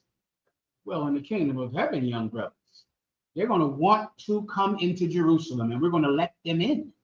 You understand? That's the other precept in Isaiah 60, where we're going to have streets of gold and the heathens will tend to our fields. The heathens will pick our crops. They're going to want to be with us desperately, attach themselves to us, and we'll take them and put them in the fields. We'll take them and put them to work. Then life will be fair. And in that moment when white people are picking cotton and white people are shucking corn and white people are breaking their backs in a field, there'll come a time in history where we will finally be equal. Then we'll be equal. Then we'll have equality. Once they break their backs for hundreds of years, once enough of their children have died from starvation. Once somebody, can you imagine in Jerusalem, there's 12 gates. Can you imagine some white man climbing over the gate to get into Jerusalem? Climbing. And then as he gets to the bottom, he gets arrested, put in jail, branded, and then put in the field. Then we're equal then. Then we'll be equal. You understand, Khalid? Kind of a concert, the water, sir, for your wisdom. I got it. All right, let me move on. Come on, y'all. I got to get to these topics. I got to tell fake Israelites that they're not in the truth again. On that topic, sir. How many times I got to do this? I got a question in the same chapter of Acts. Go ahead. Because I saw some fake Israelites use this to say that Paul was condoning other camps, which I don't even know how they got that from this, but it made me curious on what actually was going on here. So if you would break it down. No problem. In Acts 15 and 36. And some days after, Paul said unto Barnabas, let us go again and visit our brethren in every city where we have preached the word of the Lord and see how they do. And it's like, so to summarize, there was a cat named John Mark that rolled with them. On a previous trip, he left. It just says he left. Doesn't give everyone can hear you, right? Come. Go ahead. It just says he left them. And then here, Barnabas wanted to take him with them again. He wanted to take this cat, John Mark. Paul did not want to take him. And verse 39 says, and the contention was so sharp between them that they departed asunder one from the other. And so Barnabas took Mark and sailed unto Cyprus, and Paul chose Silas and departed, being recommended by the brethren unto the grace of God. And so before this, there's a whole lot of mention of Paul and Barnabas rolling together. They were famous. Con. Paul and Barnabas, brother, were two famous cats. Barnabas was in the truth before Paul. Yeah. And Barnabas was the one that convinced everyone else to forgive him and not let his past determine his future in the truth. To forgive him because he was someone that would help murder people, help murder Stephen on the side of the Pharisee. And brothers did not want to accept Paul. Barnabas is the one that convinced them to accept Paul. What does this have to do with fake Israelites? And what fake Israelite group is doing this? The Sicaries. So after this, there's no more mention of Barnabas in the book of Acts. But later in Barnabas is absolutely mentioned after this in the Bible. I believe it's 1 Corinthians 9. Barnabas is for sure mentioned. And so they use that to say that Paul is still speaking well of him, even though they went their separate ways. What their separate ways mean to a fake Israelite? That's what they think, that Barnabas started a new camp, basically. All right, what was it? What fake Israelites out there watching? What was the name of the new group that Barnabas was in? But bandits. What fake Israelites? Just put it in the chat, man. I cannot wait all day. What was the name of the new group that Barnabas started with Mark? What's his name again? Mark. John Mark. John Mark. What was the name of the new group that Barnabas started with John Mark? I'll give you 10 seconds. While we're waiting, please. Copa otra vez. Please, If I go could. ahead. And so my question, even though, because that's clearly not what happened. My question was like, what would this look like today, like the dynamic, please, where they're having this contention and they're. I totally understand. Let me help you with this, brother. Okay. Barnabas and Paul, their history, their story, their sharp contention is the proof that no one ever has to leave the truth, ever. Barnabas and Paul, brother, completely disagreed about something. And they went and were both able to do the thing that they thought was right in the school. which means you don't ever have to leave the truth. Barnabas did not leave Paul for good. Barnabas went on a different camp day, a different mission than Paul. Where is it at? Give me 1 Corinthians 9. Let me look it up real fast. I'm looking for to show you what Paul thought about Cornelius. Barnabas. Let's go. 1 Corinthians 9 and 6. 9 and 6 is good. I think there's another one. It's Colossians. Colossians, 4 and 10. Now this is after Barnabas and Paul separated on this mission. That's it. God damn it! Am I not with the Dawhar because I don't go to camp on Hollywood Boulevard? I don't go to camp on Hollywood Boulevard. Are the brothers in New York? Are you in a different school than the brothers in Texas? Are you separate from each other because you do not go to camp with each other? You don't. So are you in a different school? I'll ask you again, fake Israelites, the butt plugs, the what's the thing that they like, the pegging kit. What was the name of the group that Barnabas started after he left Paul? Because y'all told me in the car that there's a whole nother group from the Sicaris. Had a whole nother name, the Lighthouse of God.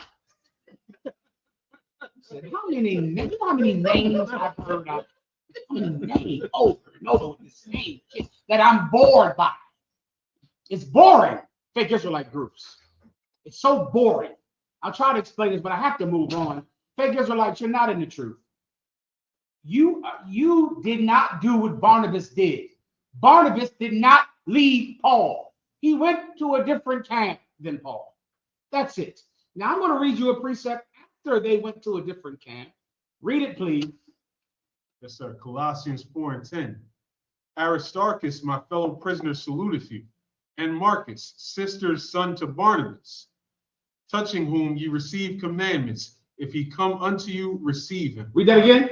If he come unto you, receive him. If who come unto you, these are the schools that Paul is over, and these people who he loves. And he's saying, if Paul and this other person come unto you, receive Barnabas. If Barnabas comes into you, receive him. Receive him. Kill the fatted calf. Barnabas is coming down to your city. Let him in. Bring him in there. Barnabas, let him in. Give me the other one. Come. 1 Corinthians 9 and 6. Or I only and Barnabas. I say it one more time. Or I only. Read 2 verses above this. You might need to. What verse is this at? This This one I want you to give me 9 and 1 because you might need some context for this. Please go ahead. 1 Corinthians 9 and 1. Am I not an apostle? Am I not a what? Am I not an apostle? This is the apostle Paul speaking. Let me tell you about fake Israelite talk, which is why they bore me so much, right? They have no understanding of the Bible and no power, and that doesn't tell them that they don't have any understanding of the Bible. My God, you're not even like Christians, where at least you have some power. Right. You at least the Christians are good game to destroy. But what in the hell have I destroyed if I destroy the lighthouse of Jesus or the Safari? You're not even anything worth hunting. You're not good game. This is the Apostle Paul telling people who did not want to honor him as an apostle. Does that sound familiar to Sarya? Who called me about this today? This is the new what Paul said all these years ago. Read it again. Yes, sir. Am I not an apostle? Read that again. Am I not an apostle? Paul, 2,000 years ago, had to get in what battle? A battle about Paul. Now here we are again. Here we are, 2025. I have to still battle somebody and tell them that Paul was an apostle. Still, Paul had to battle people to prove he was an apostle. And it's right here. And the fact that this is in the Bible doesn't tell you that you're wrong. The fact that you don't know if Paul was a man of God, he surely was, because he knew about you 2,000 years ago. He knew about you. He knew that some butt plug would say, we don't follow Paul. Paul is not an apostle. Read it again. Am I not an apostle? Aren't I an apostle? Keep going. Am I not free? Aren't I free? Go ahead. Have I not seen Yahweh Shai Mashiach, our Lord? My God, Jesus Christ appeared to him on the road to Damascus. He saw him, just like Peter did, just like James did. Keep going. Are not ye my work in the Lord? Are you my work in the Lord? Hey, fake Israelites. You are Paul's work in the Lord. You're in the truth because of Paul. Right. You left it, you know, back in the 80s or whatever the hell you left it. Oh, I guess these fake Israelites weren't even in the truth or not. Jesus Christ. Fake Israelites are kids that have never been in the truth. Right. Well, the cat who started the group that your leader left, he used to be in the UPK. Right? A long, long time ago, back in the 90s or the 80s. He used to be in the truth and left it. And now he started some group with you. When Paul prophesied that you would exist, that there would be somebody who would say, Paul is not an apostle. No one should follow Paul. He's not a man of God. And he knew about you 2,000 years ago. Continue. If I be not an apostle unto others, yet doubtless I am to you. My God, I can see if a Muslim or a Christian said that Paul wasn't an apostle. You believe in the Israelite doctrine and you don't believe Paul is an apostle? If he's not an apostle to anybody, he should be to you. My God. He should be to every fake Israelite because you got your doctrine from the Israelite school of UPK. And we believe that Paul's an apostle. So how in the hell don't you? When you stole everything that your leaders knew from One West. Keep going. For the seal of mine apostleship are ye in the Lord. Come on, man. Fake Israelites, you would have never found about the 12 tribe sign and found about the redemption for blacks and Hispanics without what Paul said. That's where it comes from. That's where the Gentile breakdown comes from Paul. If he's not an apostle to anybody, he damn sure should be an apostle to some fake Israelites. Continue.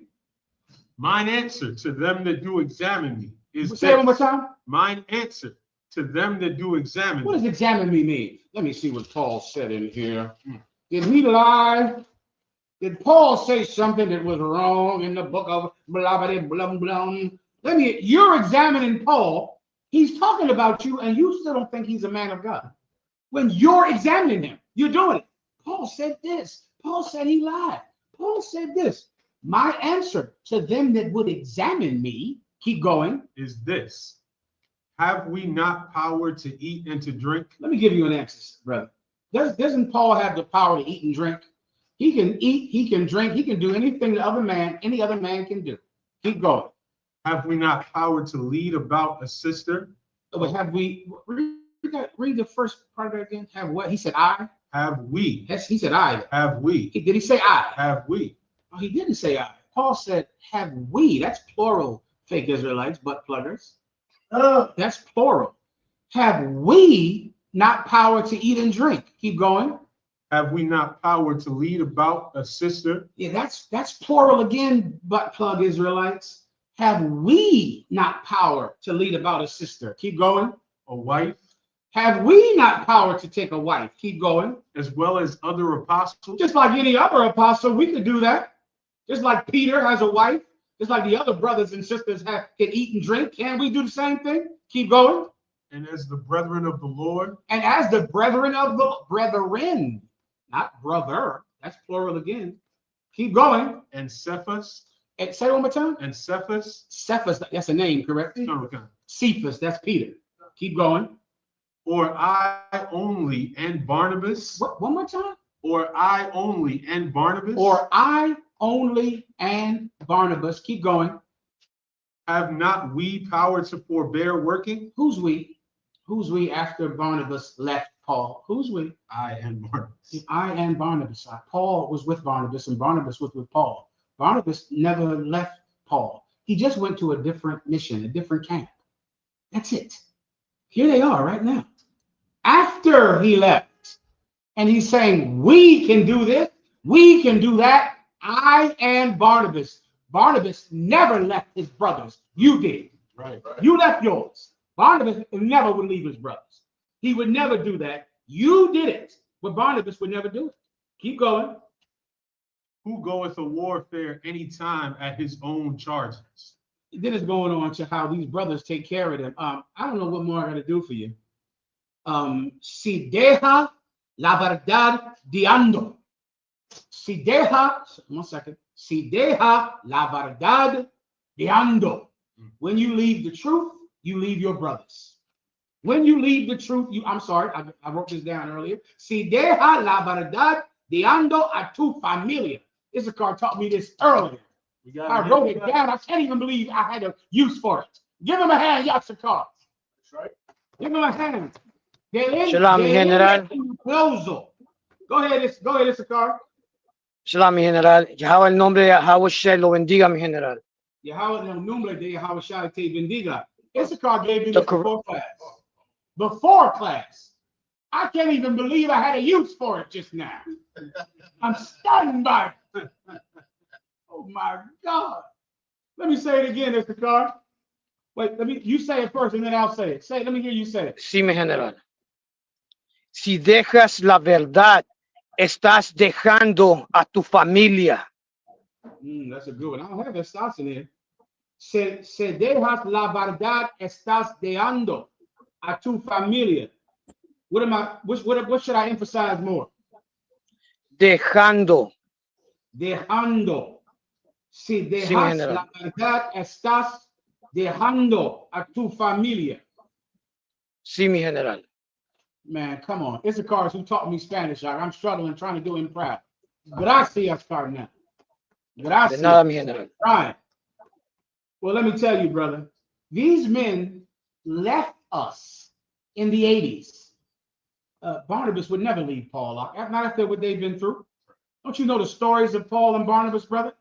What they went through? Barnabas was the only one that would accept Paul after Paul came into the truth because his reputation was so terrible and no one wanted to accept him. Then one day, Paul had a younger cousin whose name was John Mark, who refused to go to camp one day. He would not go to camp at all. And then when they went to leave to go to another camp, Barnabas wanted to bring him. You know what Paul said? I don't want to bring him. Why would I bring someone that already wouldn't go do the work with us? Paul was hardcore for the truth. But Barnabas was the kind of brother that had a soft heart. Because remember, what did Barnabas do? He accepted Paul, but no one else would. He accepted Paul. Now this is another brother who is weak. Another brother who is, doesn't want to do the work of the Lord. Paul does not want to go to work with him. Barnabas does. You know what Paul says? No problem. You go with him. Let me tell you something, fake Israelites. You believe that being a spoiled baby who has to have your way means that you should be in charge of an Israelite group. When people in the truth compromise to be together, to be with each other. You know how many brothers in here want to do a different mission than me? Can I give you the perfect example? Talking to fake Israelites. I would never do what Captain Tazariah does, ever. I think fake Israelites are beneath me. That's just true. Commander Julian knows that about me. He knows it. He tries to keep it in order. I just think people are lower than me. Okay, and every day it's like I get more proof. I don't know what to do. But I only want to battle Democrats and Republicans and Christians and Muslims because in my mind, they're the only people on my level. That's that. But talking to the Lighthouse of Jesus and the Sakari feels like, eating at a McDonald's or something. When I eat steak from restaurants that you cannot get in. I drink liquor that you cannot afford. And because of that, I'm not interested in battling fake Israelites. Tazariah is. So what do? Don't battle Tazariah because I don't want to? Tazariah, don't talk to these faggots. Pizza locker. Tazariah told me in the car, he had a phone call with the Sakari, with the cat that liked to take the anal. Do you think I could talk to that cat? Let me tell you who definitely could not talk to her. Commanding General Yohana. Lord Sakari, do not call General Yohana. General Yohana has an aversion to homosexuals that is, I can only call West Indian. Right. You understand? That's the only way I can talk it now. I don't have that same aversion, but Lord, Sakari is still too gay for me. I can't talk to him. Because all y'all called me one time. He said, Sakari wants you to counsel. Sorry, I said, Sakari wants you to counsel him. I said, oh, I'm busy. Let me look at my phone. It seems like I got any time for that. Then listen, let me tell you, I felt so bad because then I saw the Sakari on the tape with you, and he said, I thought you said I was gonna get counseling. Where? I said I gotta get better. I know I should do it. I can't do it. He said, Tazariak, you said you was gonna get me some counseling. Tazariak tried to get you counseling, but I don't want to talk to you. Now, does that mean that Tazariak should not talk to you? No, he should. No. Now, what if I force Tazariak to only have my gifts, to only do what I want to do? There was brothers out there. Some brother want to go over to the Dominican Republic. They want to go over there. Do you want to go? No, I don't want to go. You want to go? Go. Go do the thing that you believe you have a gift in the school. No one in the UPK would stop you because we are familia. We're together and we don't leave each other simply because we want to do something that another brother doesn't want to do. We can stay together. Barnabas went with Paul when they had to go answer that question about circumcision. Where is it at? He went with him because they were, even though Paul was out in Corinth and Galatians, he was still with Peter. He was still with Jerusalem, and Jerusalem would not even talk to some of these people that Paul was bringing into school. Jerusalem would not talk to them. They would not be willing to sit at meat with them and let the Jews see them eating with them because they were uncircumcised. Paul was out teaching them. They didn't stop Paul. They said, you go to the Gentiles. You go to the uncircumcised. We'll go to the circumcised. They stayed together even though they had a different mission. They stayed together. Their doctrine was the same. They didn't have a different doctrine, which is why when there was a big contention about circumcision, Barnabas and Paul just didn't come up with one. They said, let us go to Jerusalem. Find me that if you could. They said, let us go to Jerusalem so that they can end this contention. So they can make the judgment on what this doctrine is. Here you are in some fake Israelite group. Have you went to Commanding General Yohanan to ask him what you should teach? Have you went to him? Have you went to Commanding General Yohanan and said, what should we wear? What should we teach? Some brothers are saying we should call ourselves the Lighthouse of Butt Plugs. The other one is saying we should do this. Commanding General Yohanan, what should we do? That's what Barnabas and Paul did. And think about, they were on a completely different mission than Jerusalem. Completely different. Paul and the disciples were teaching the circumcised. Right. I'm not Paul selected. Peter and the disciples were teaching the circumcised. Paul was teaching uncircumcised Romans. Yet they were still one. Read that, please. Acts 15 and verse 2. When therefore Paul and Barnabas had no small dissension and disputation with them, they determined that Paul and Barnabas and certain other of them should go up to Jerusalem unto the apostles and elders about this question. This is a whole question about, do you have to become physically circumcised when you come into the truth? Because Paul was teaching in places where brothers were not circumcised at 8 days old, just like Jamaica is not, and Trinidad is not. And is Haiti circumcised? Did they circumcise in Haiti? It's not. It's not. Yeah, there are many places right now where they don't circumcise at 8 days old. Come on. One of my friends, I remember, we joked for man, he was like 14 when he got circumcised. So was Commander General Yohanan. I'm telling him I told you. Commander General Yohanan told me the funniest story. Him, a teenager getting circumcised, laid up in the bed like, good Lord, why'd you do this to me? Because him coming from the Bahamas or St. Thomas. But he got circumcised as a teenager. Right. So there are places that they don't circumcise. Right. In Paul's time, it was like, well, if the brother come in the truth, does he have to go get circumcised? Like General Yohanan got circumcised? Or can he just not be circumcised? They had to go to Jerusalem. Now, what would you fake Israelites do? Sit around on Chat House and decide it on for yourself? They went to Jerusalem. and let them give them the doctrine, the breakdowns. What do? Give yourself a name. You go join a group where Tazariak told you not to join this group. You find out your leader is a gay homosexual man that likes to be penetrated in his butt. You go form another group. Nigga, you hard-headed. You're hard-headed. You go do it again. All right. No problem. Go do it again. Here's what I'm going to tell you. And listen carefully, fake Israelites. Is any fake Israelite typing in the chat to tell me what was the name of the group with Barnabas? Then I got to move on. Fake Israelites, listen carefully. Everybody tag your fake Israelite buddies in this one. Fake Israelites, sígame, porque yo lo sigo a él. Follow me. You don't have a fucking choice. You follow me. That's what you do. Commanding General Yohana, in his mercy, has provided Captain Tazariak to help every fake Israelite to come back home to Tio, to come back home to your padre, to come back home. He provided Tazariak for you. So now Tazariak talks to you. He comes to you on your podcast and your chat rooms, and you have Tazariak. Why do you think he's there? To help former Sakaris, former Purple Pigs, former Jesus Christ Church people to come back home to the truth. You have Tazariak. Follow him. How do I say follow him in Espanol, Yashikar? Sigo a él, is that it? Síguelo. Sígalo. Follow him. Síguelo. Sígalo. Follow Tazariak. You do what Tazariak tells you to do. You don't have a choice. You have to do it.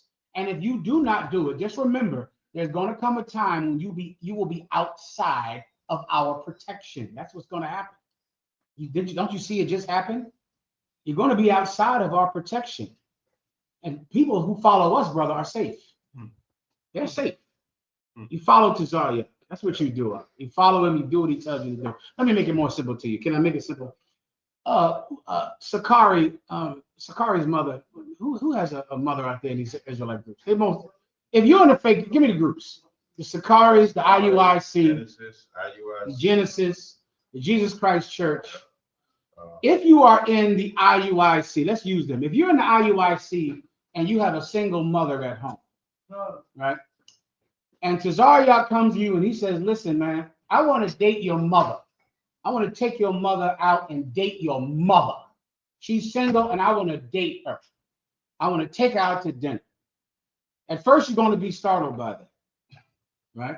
Then I want you to pull Captain Tazariak to the side, go in your pocket, hand him $200 and say, show her a good time, Captain. That's what you're going to do for Tazariak. If he wants to date your mother, you give him the money to show your mother a good time. Take her out to the steakhouse down there in Brooklyn. Take her to King's. Take her down there to Ruth Chris, or what's that good one out in Brooklyn I love? Peter Luger. Take her out to Peter Luger and get her that T-bone steak or that porterhouse steak with the cream spinach and the baked potato. Give Tazariak $200 so you can be assured that he shows your mother a good time. That's how much you're going to follow him. Sígalo. Everyone understands. All right, next. And on that topic, a fake Israelite group that fits what you just described to a T approached our camp last weekend. Jesus. Where? In Hollywood. Please go ahead, sir. Christ is not the truth. Yeah, and I'm gonna show you. I'm gonna give you an example. Was not Christ Adam? Yeah. Did Adam sin? Yes. So then Christ is not in the truth. You can still sin and be in the truth. What are you talking about? You can still sin. Hold on. You can still sin and be in the truth. What are you talking about? So that's it. Let me tell you, that's super sick and sad because the fool said Christ is Adam. Now you know where he got that from.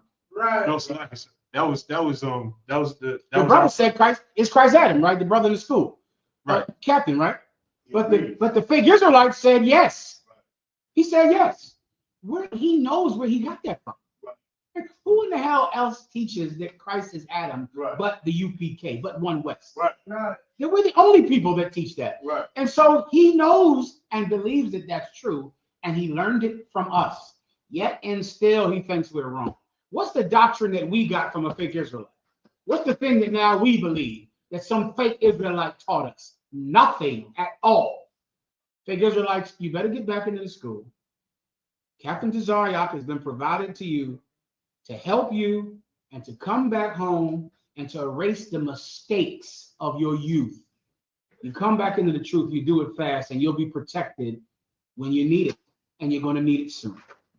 All right, anything else? If I could, just to close that topic out. Go ahead. If you go to that group's page on YouTube and you scroll back just 3 months, that group was all in Sakari shirts. In the Sakari. And they just changed their name. Will the Lord plead with Paul? Butt plugs. Listen, man, I don't know what else I can do for you. Okay, that's that. Okay, we don't leave each other. Let me get the thing again that Issachar told me. Si dejas la verdad, estás guiando a tu familia. When you leave the truth, you leave your family. We don't leave each other. Barnabas would never leave Paul. He's not like you. He's not like you at all. Everybody understands. All right. Anything else? Go ahead. Wait, Yashikar, I think Yashikar had a question. I told him I would answer. Yashikar, do you have a question? Canaro Cancer, if I could. Is it donde está preguntas? ¿Dónde preguntas? No, ¿cuál es tu pregunta? ¿Cuál es? Do you Which cuál means, es? what is your question? What's your question? ¿Cuál es pregunta? Please. ¿Cuál es tu pregunta? Sí, ¿Cuál es tu? What's your question? ¿Cuál es tu preguntas? Sí, mi general. Gracias. If I could, mi general. I've seen a lot of brothers pray. Some of them with their, not in the truth, of course, I don't want. Some of them pray with their hands up. People out in the truth. Some of them get on their knees with their face out to the floor. Some of them do that little Catholic cross thing. Yeah. And my question to you, I don't want, with your grace and understanding, if you could let us know what is the correct way to pray, and if there's any precepts on it, mi general. Baba Kasha. No problem. You want to get lifting up holy hands. You want to get that. You want to get Daniel praying when he was in captivity, and you want to go into her closet and pray. The general question is you can pray any way you want. Even when you pray wrong, God hears you. Even when you don't know what to pray for. Many of you pray amiss. You pray wrong.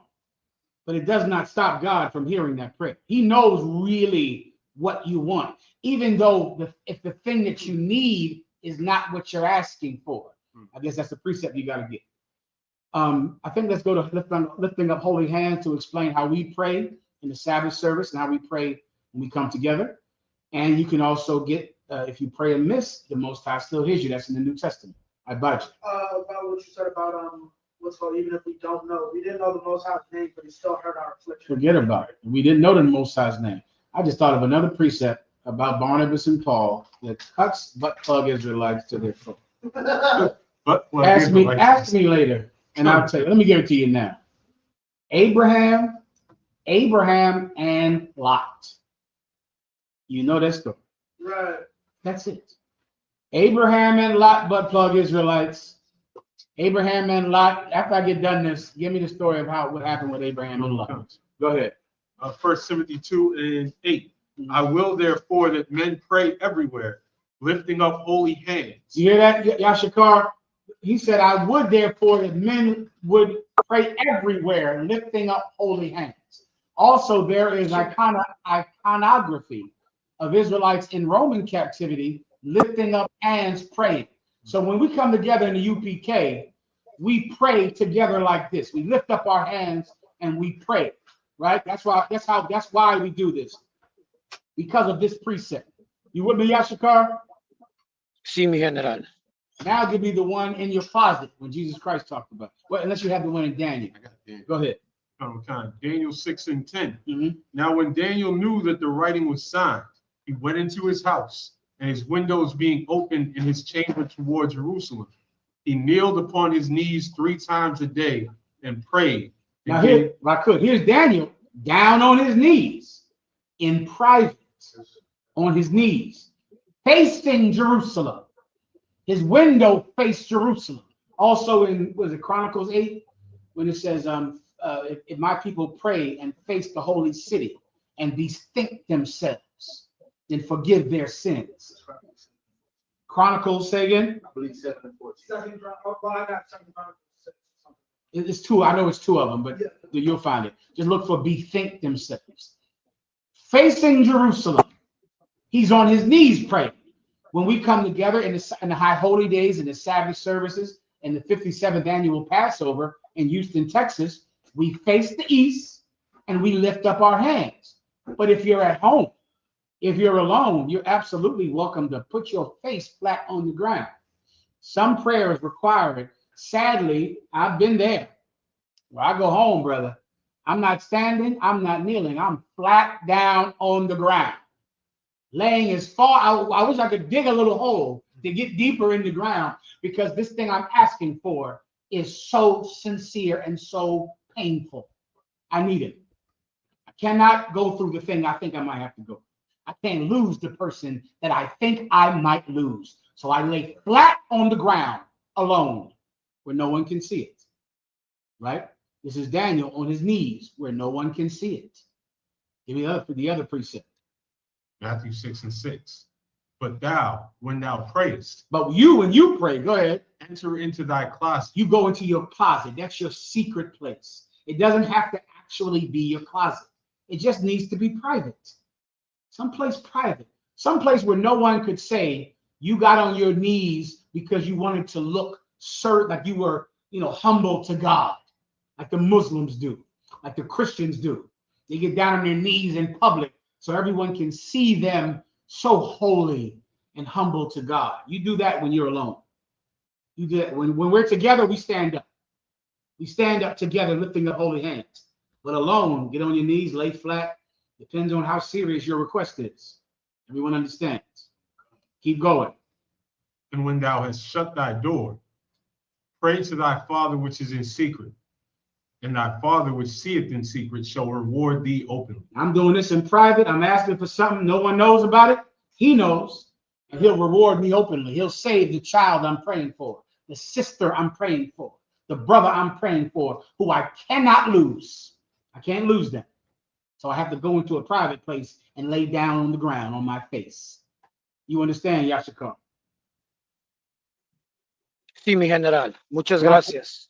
Now give me pray and miss. That's the last one. Solid. Sounds good. Go ahead.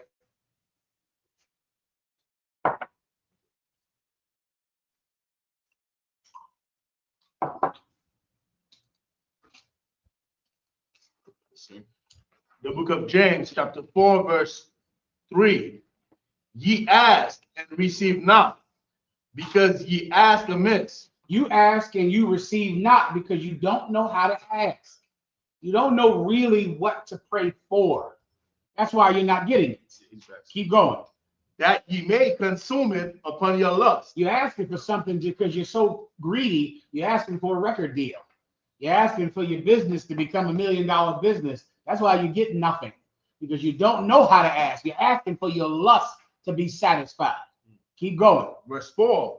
Ye adulterers and adulteresses, know ye not that the friendship of the world is enmity with God? This is good, but this is not quite the one. Come, sir. Where the Father does something, so when you ask wrong, he gives you what you really want. It's around here somewhere. You ask wrong, he still gives you what you want because he knows what you need. All right, somewhere around. It's somewhere in James. Find it, brothers and sisters, all right?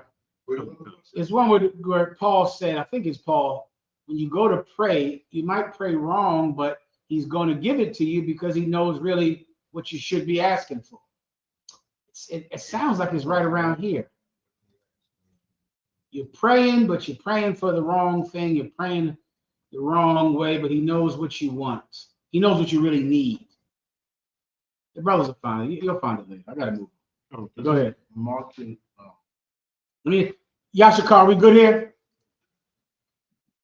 Canal 1 concert, Tawada.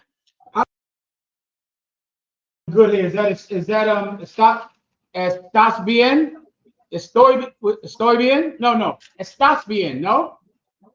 Estás bien would mean, are you okay, out of one? Asking me if I'm okay physically and in health. Okay, so how would I say It's better. You know, if you have any more questions, are we good here? Like, is that it? Yeah, best way to say it, out of one, is ask me, es todo? Is that it? Es todo? Es todo. I like, see, this brother speaks the good Spanish. Give him a hand. His Spanish is the best one. He speaks like a gangster Spanish. Just blunt and perfect and not gay. Say that one more time. Concert, you would say es todo.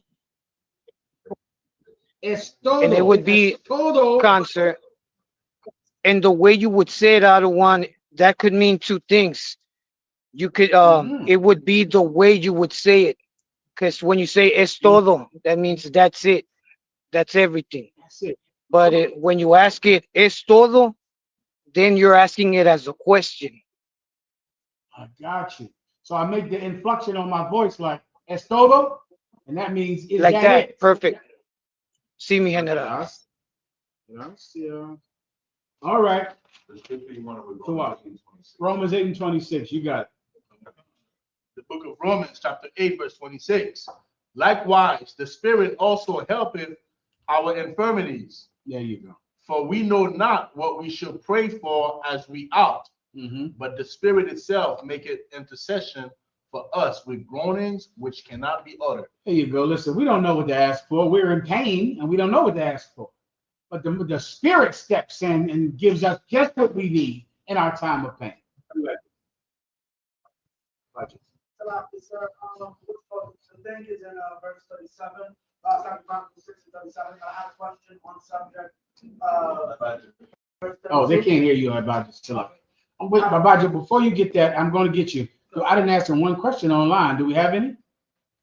Abadja, can you stand by? I'm going to get you. Let me get Abadja first. Come on up front, Abadja. And then we're going all online. Go ahead. I just microphone. Salakia, this is 2 Chronicles 6 and 32. Moreover, concerning the stranger, which is not of thy people Israel, but has come from a far country, for thy great name's sake, in thy mighty hand, and thy stretched out arm.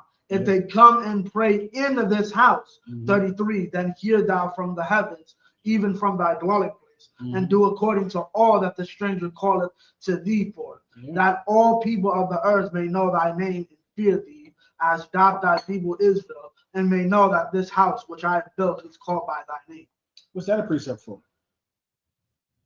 Salakia, that's what I'm trying to understand. What is the stranger in this verse?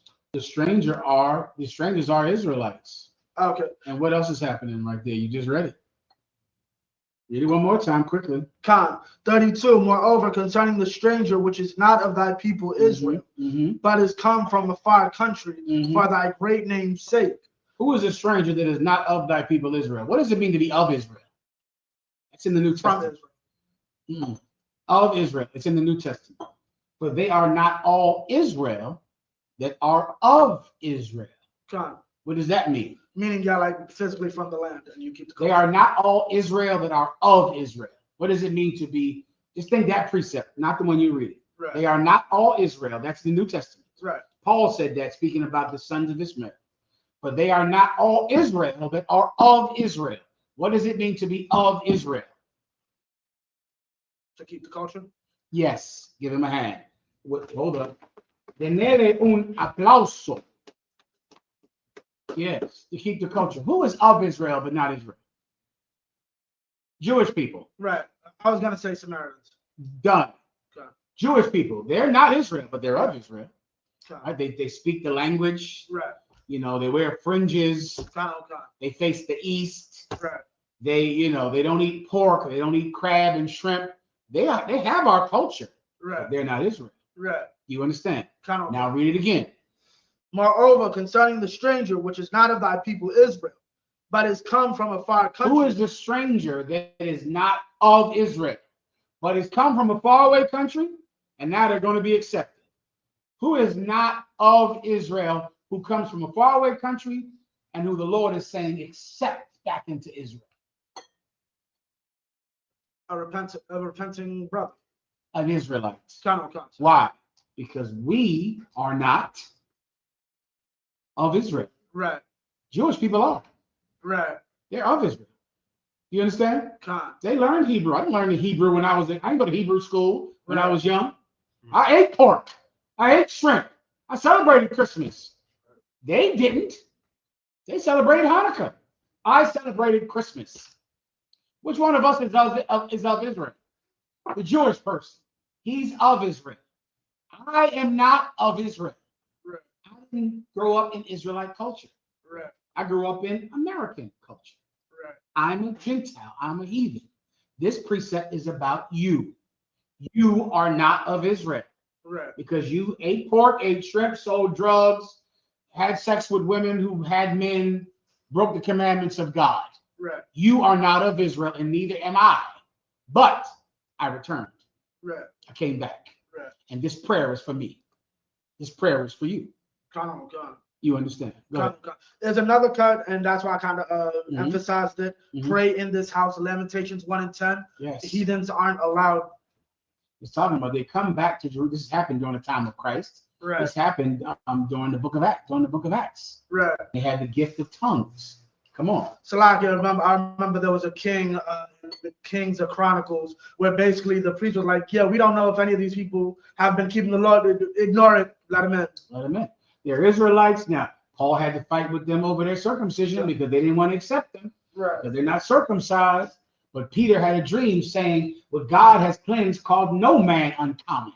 Right. He knew that what Paul was doing was right. He couldn't do it, but he knew Paul could. And so Paul separated from Jerusalem and went out to bring in brothers like ourselves and sisters like ourselves.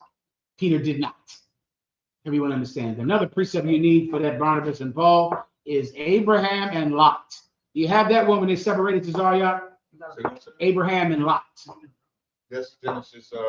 Yeah. Is that a battle on the chat house? The whole Barnabas and Paul thing. You know, not go through that. Okay. Your brother was telling me about that, about the Barnabas and Paul thing. If you need the battle fake Israelites about Barnabas and Paul, you go straight to Abraham and Lot. Right. Let Ephraim read it then. Then you read this one, Ephraim. Fast, and I'll get everyone online quickly. When they were striving, their church and them were striving together, having a whole problem. Because I think you need a Bible, bro. You good to go? Go ahead. I think it's Genesis 14. I had 19. They departed from each other. That's fine. There's a little above it when they, why they departed. Go ahead. Sir. Genesis 14. And Galatians. Unless you just need it, Ephraim, I can just give it to you. That's all you need right there. You see the whole thing. They separated. He went into Sodom and Gomorrah. They separated, and then Abraham went to go get him when those kings kidnapped. Right. And then he prayed that he does not die when the Lord destroys Sodom and Gomorrah, simply because Lot went into Sodom and Gomorrah and separated from him, and their herdsmen were fighting each other physically. Right. This is 13 and 7. They didn't leave each other. Right. Abraham and Lot did not leave each other, though they physically were not around each other anymore. They believed in the same thing. How do I know they believed in the same thing? Because Lot was the only man that got saved from Sodom and Gomorrah. One man, which means he believed in the exact same thing as Abraham, and Abraham prayed that he be delivered because they were with each other. Even though Tazaryak is in New York and Gadolhar and Quam is in California, they're together. Right.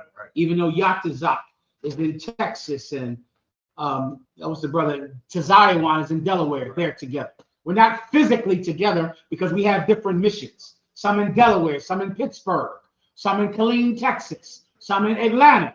We're on different missions, right? The mission in Atlanta is different than the mission in Texas, but we're one West. We're together.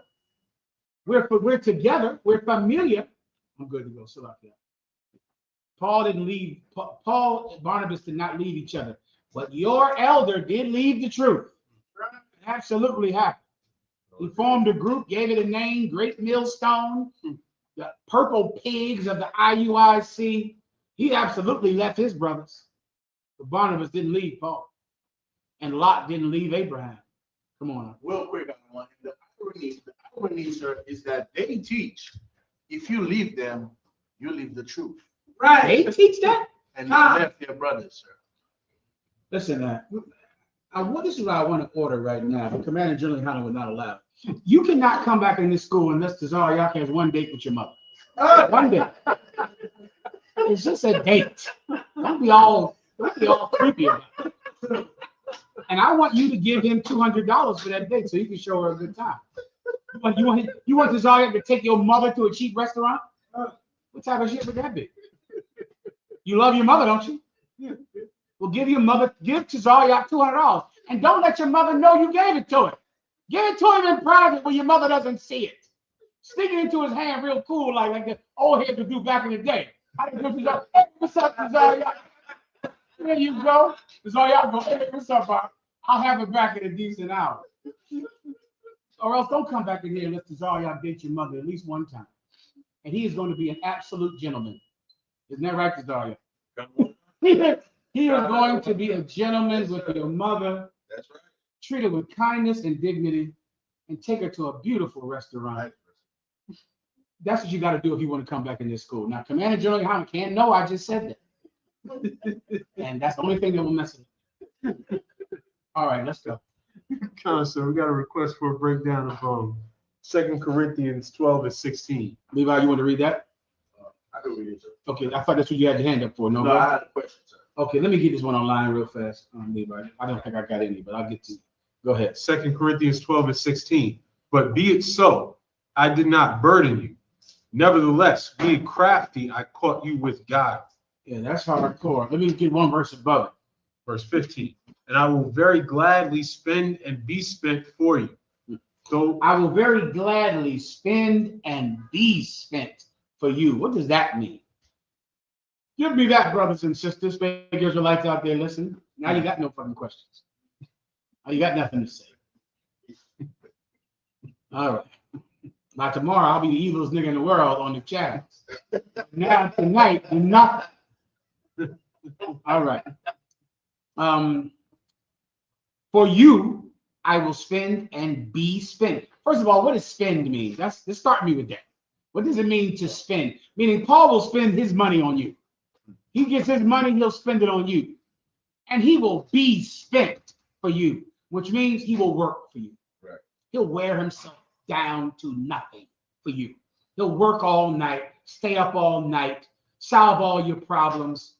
He'll be spent. Think about what it means to be spent. Like, think about when you would say, man, I'm spent, which means I have nothing left to give. I've given everything to you.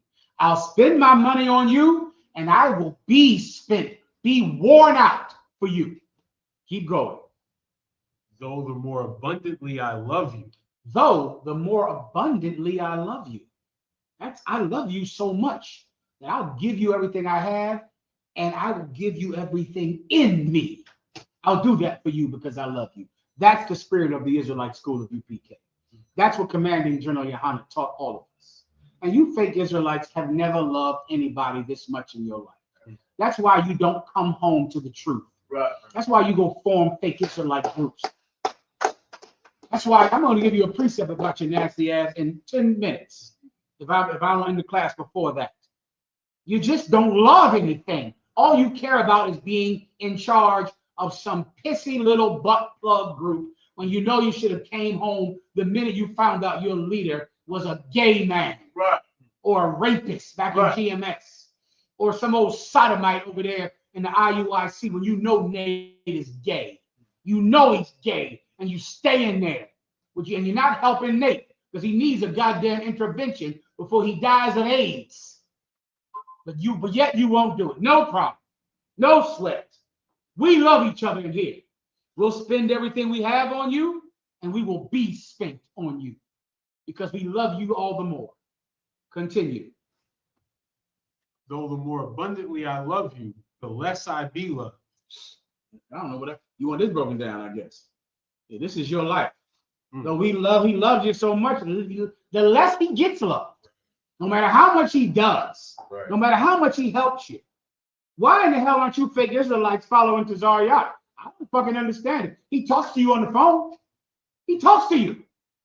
He gives you friendship when you know we don't do that in the UPK. You know we don't talk to you. Nobody does, but him. Remember the time it was all y'all. Let me tell you a story. There was one time. Remember, Tazaria started talking to WAC 100, who was in the Blood Gangsters, right? The Bloods of California, right? He's talking to the Blood Gangsters. Brothers in the UPK thought he was out of his mind. Remember that, Tazaria? Brothers in the school, they thought he was out of his mind because he was on there with the WAC 100. I think he said Bompton. What did you say, Bompton? They called me back. Yeah, they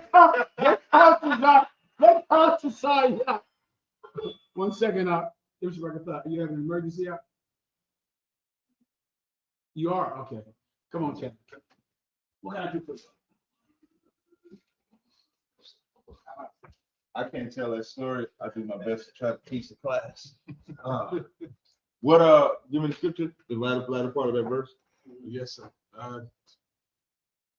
Though the more abundantly I love you, the less I be loved. And that's what's so happy about that is that's what we do every day. We the most hated. Right. When you think about when we talk about on the subject of fake Israelite groups, we have warned y'all that's love. Telling y'all that this group is gonna fall, telling y'all not to follow this one, telling y'all not to do that, that's love. And we get hated for it now. And then you see them say the white man can be saved. And then now you're hurt by who? You're hurt by who? If we love, who are they hurt by? The people we warned them about. But who are we hurt? Say it better. Give me more to if we're giving them love and they hate us for the love, what are they getting by the ones that turned on them? Thank you.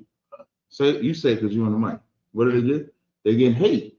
The only thing that the fake Israelite groups and those that can give you that hurt you is hate under the guise of love. That's such a familiar spirit when you think about it. When you think about the familiar spirit that comes with, I'm going to appear to be righteous.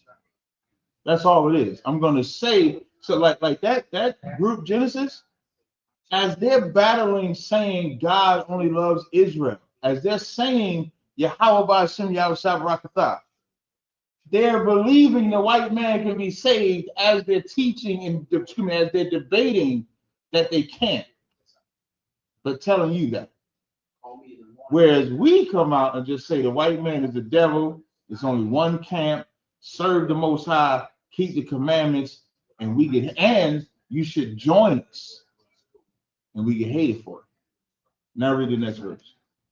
No, sir. You're in 2 Corinthians, right? 12 and 16. 12 and 16, okay. But be it so, I did not burden you.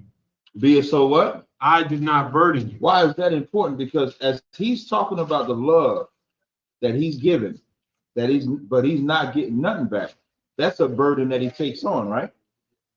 But is he burdening you? He's not asking you to be him.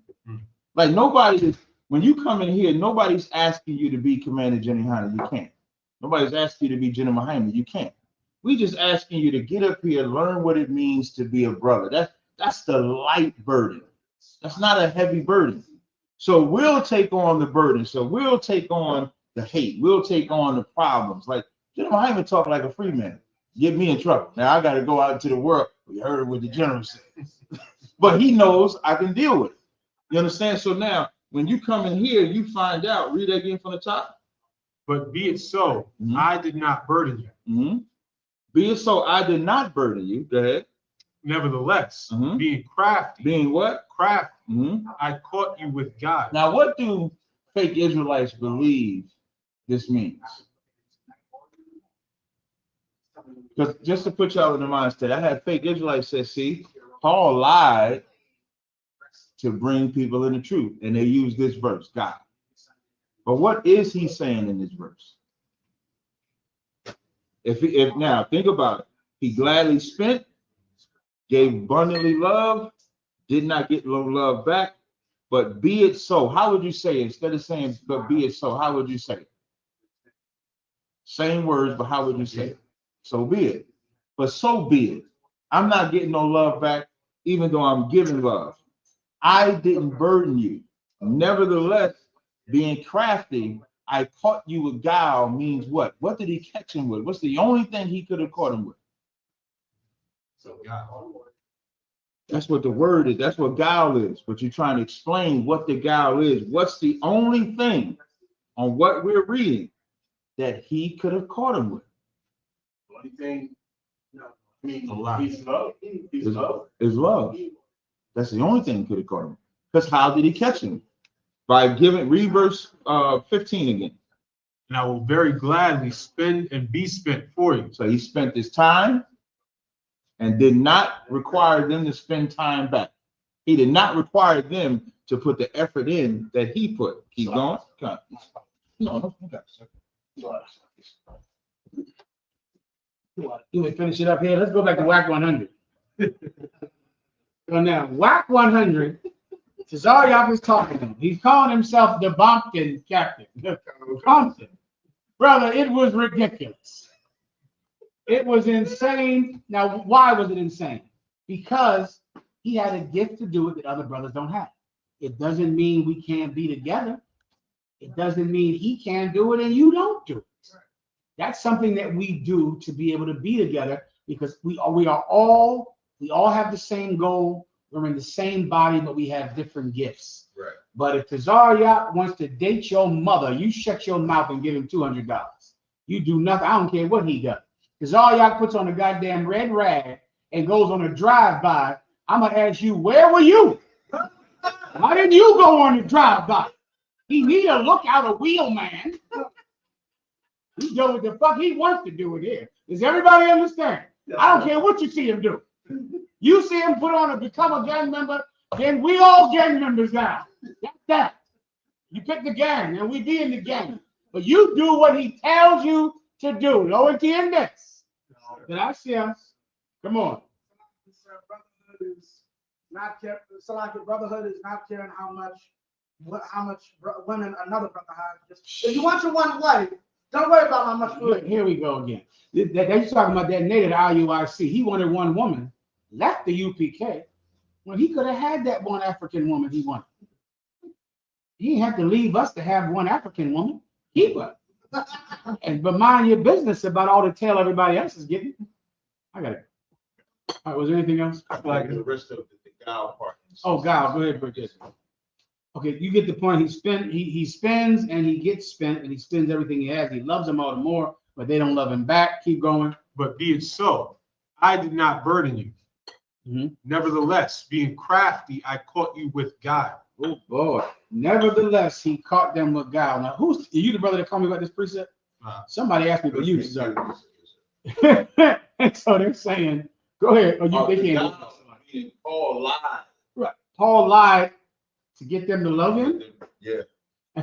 So they're saying that Paul spends all his money on them, spends himself, loves him all the more. They don't love him, but he got them with guile. I got you. Guile is an essential part of fishing. You cannot fish without it. You know what you might have to do sometime? Call yourself Bumpkin. Yeah. You might have to. You want to fish? Precept. To them that were, is that where you were going, Levi? To them that were Jews, I became Jews. To them that were in the law, I became one of the law. To them without the law, right? I became without the law. Yeah, you're going to have some cunning to hunt, to fish, young fake Israelite butt pluggers. You don't have any cunning? That's why you got no goddamn army. The Commander General Yohana has an army because we're more talented than you. We have better talent. We're like a team with all the best players. We're a fucking all-star team in here. What are you? Butt plug Israelites of the week. About to be a different group next week. You have to have cunning, young brothers. You're gonna have to sometimes go on to the WAC 100, become a blood to get people to come into the truth. Who cares? The hell do you care? Show them how to really be a blood. Show them how to really be a Crip. You want to be a Crip? All right, I'm a Crip too. Let's all come in here. We all Crips now. Here's what we do. We don't eat pork. We don't eat shrimp. We don't murder. We don't steal. We come to class and learn. That's the new agenda of crypting. Cryptology. The fuck I can. Precept. No, what's the precept? What did I just say? What I said? That's in the Bible, and it's from the Bible. Like I know fake Israelites say this is tough talk. It's not. It's biblical. Paul, when he went to speak, and when people were worshiping the unknown God, that's cunning. If you want to understand cunning, this is where you're going to go. Paul one day went to a festival when everyone was worshiping gods. Right. Acts 17, actually, I'll read that for everyone. If you want to understand cunning, you Israel, fake Israelites, you got no cunning in it. You can't rule a woman. You in there, the woman effing you instead of you effing her. You don't know anything. You don't know what to do at all. You got no fathers. You got no uncles. You got no men with gray hairs to show you about life and the way it is. No wonder you don't know about sex. You know nothing about sex, about women, about what hole to go in, about who goes in who. You don't know. You got no tío, no padre. Go ahead and read the precept. 17 and 22. Then Paul stood in the midst of Mars Hill. Verse 21. For all the Athenians and strangers which were there spent their time in nothing else, but either to tell or to hear some new thing. The Athenians, the Greeks loved knowledge, wise knowledge. That's all they cared about, the Athenians. So one day they had a festival on Mars Hill, right? Mars is the Greek god of war or Roman god of war. So they have a big festival worshiping now all the other gods. Keep going. Then Paul stood in the midst of Mars Hill. Paul stood up in the midst of Mars Hill. Keep going. And said, Ye men of Athens. You men of Athens. Go ahead. I perceive that in all things ye are too superstitious. You are so too superstitious, you men of Athens. Keep going. For as I passed by and beheld your devotions, I found an altar with this inscription. So he's seeing idols that they're giving flowers to and food to, their devotion. Imagine those Mary statues you see when they give Mary flowers and a Buddha with fruit. And this God, where they're giving all their devotion to their gods. He passes by one God. Keep going. With this inscription, to the unknown God. One God, the name of this God is the unknown God. Meaning the Greeks were so superstitious that they had a devotion to every God. And just in case there was one they didn't know about, they named that God the unknown God and gave that God devotion to. Right. Just in case they were missing one. Keep going. Whom therefore ye ignorantly worship. Whom you ignorantly worship, a God that you don't know about. Right. Keep going. Him declare I unto you. Him declare I unto you. They're making this statue to any God they don't know about. Paul is saying, I represent the God you don't know about. I represent the God of Israel. He's the God you don't know about. He's the one true living God. That, brother, is fishing. Right. That's how it's done. That's how it's done. You're going to see the Israelites full of UPK go in some old church. Captain Desariak sent me some old video with these broads. Wish I could put this up on the screen. Captain Mawakwa. Mawakwa, let me show you this here. Can I send you this, Ephraim? Let me send you what Mawakwa sent me that the brothers in Chicago will be in this week. Stand by. Unless somebody from Chicago is listening, you can send it to me. Oh, this old church full of silly broads with the head covered. Stand by, everyone. Do I have any other questions online? Yeah, there's a lot. This is a legendary class, sir. Oh, most high in Christ. It's 9:39. We got a bunch of. We do have the brother. Just tell me when it ended. I'm gone. Sir. Let me know. Ask him. Solid. Let's go. 6 minutes. We do have the brother backstage who is the brother from Louisiana. Okay. Oh, I don't forget about that. God damn, let me send you this thing, Ephraim. Louisiana, are you there? I'm trying to work on, sir. I'm gonna give him a hand. 1 second. Denele un aplauso. Give him a hand, man. Louisiana, what's your name, Mark? Officer Yasad. Officer Yasad. Officer Yasad had an amazing experience. I'm going to let him describe it. Are you going to come on across the line? I'm gonna try to come. I've been up since 1 this morning. Oh shit! I'm dozing in there already now. Oh no, I'm sorry, bro. I didn't know you were. I know, no sweat. I forgot you were waiting. My apologies. Oh no, no sweat, sir. Yeah, they want me to come in tomorrow morning, but because I usually no. 1, 2 in the Why don't you just hang up? Why don't you just hang up now? Yeah, you go into your slavery. Hang up now. My apologies. I'll tell the brothers about your story, and you can bring it out tomorrow. The brothers will call you tomorrow. All right. Go ahead and get some sleep. All right. To Allah, sir. No, I'm good. Yeah. Okay. Well, go ahead and tell me what happened there. Go ahead. Yeah, Colonel Khan, sir. So it's like about 4:30 a.m. and I'm picking up the dumpsters. I drive the front loader, and this can I go in. It's a dark area in the woods. I dump the can, and I back out, and I go down the little side driveway to turn around. But he got so much stuff in the yard, you got to let Jimmy your way around. And the minute I make the last little back up to turn, like I hear a thud. And so I hit brakes thinking that I hit something, but I know everything good. And then when I turn to go ahead, I see him standing in his underwear with a AR-15. He pointed at me with his old lady, and she's shouting something. So I kind of stoop down in the wheel because now I'm facing him and I can't get out. And then when I go forward, he let off a few shots.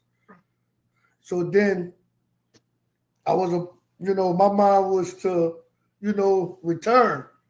But then I thought about 911, I ain't gonna lie. So I called 911 and, with the dispatcher and stuff. So he's shooting at me. So I was ready about 10 minutes. I couldn't leave and stuff. So by the time the laws came, he's dropped the gun and, just to make a long story short, they was giving him for attempted second degree murder. But then by the time the news spun, come to find out he's a doctor, his rib a doctor. So they put it to unlawful discharge of a firearm. That's something. Well, that's white privilege, brother. Right. Crime is a white privilege. Let me tell you, you are a hero. Do you understand what type of conscientiousness and care and compassion this officer in the UPK had? There was a man in his underwear hiding behind trash cans. Please. Captain Hunt sent me the news article. Go ahead, please. This is the couple. Lord have mercy. That's the couple right there. This is the couple, 2 white people in a super Trump MAGA city. This white man comes behind the trash cans with an AR-15, shooting 10 to 15 shots. The brother in the UPK, he carries a firearm. And he thinks I should shoot this man. I'd be justified in killing this man. He does not kill this white man. And this brother would have been absolutely justified in killing that white man with his registered legal firearm. Instead, he stays his weapon. He stayed his weapon. He did not kill this white man. Instead, he called the police. He had the gun. He could have killed him, and he did not. Don't you see? There is something in Blacks and Hispanics and something in the Israelite school of UPK that is rare on this planet. Right. And white people are born violent. Yeah. And the Israelite school of UPK, we are the people of compassion. We are the people of kindness. And the church that this white man goes to is a hate group. We're not. Because we could have killed that white man today. Right. And he did not. Brother, I commend you for bringing glory to the Israelite school of UPK. You proved today that the Christians are the hate group. Right. Because you could have killed that man and there would have been nothing anyone could do about it. Right. And you didn't. Instead, you spared that white man's life. You know what that's called, brother? You know what that's called that you had today? Live, sir. Go ahead. Mercy.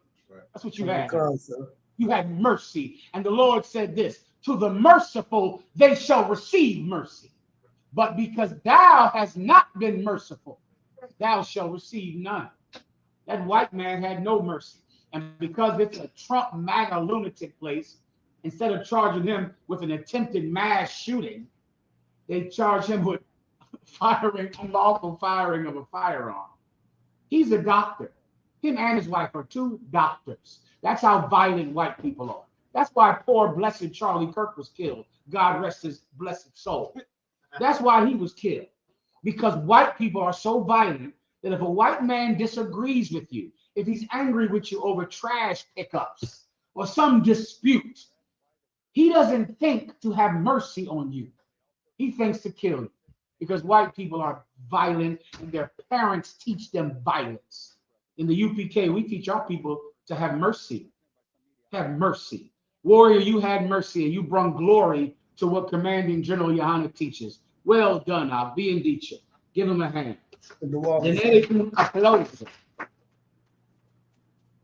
Good job, Bob. Was there anything else you wanted to say?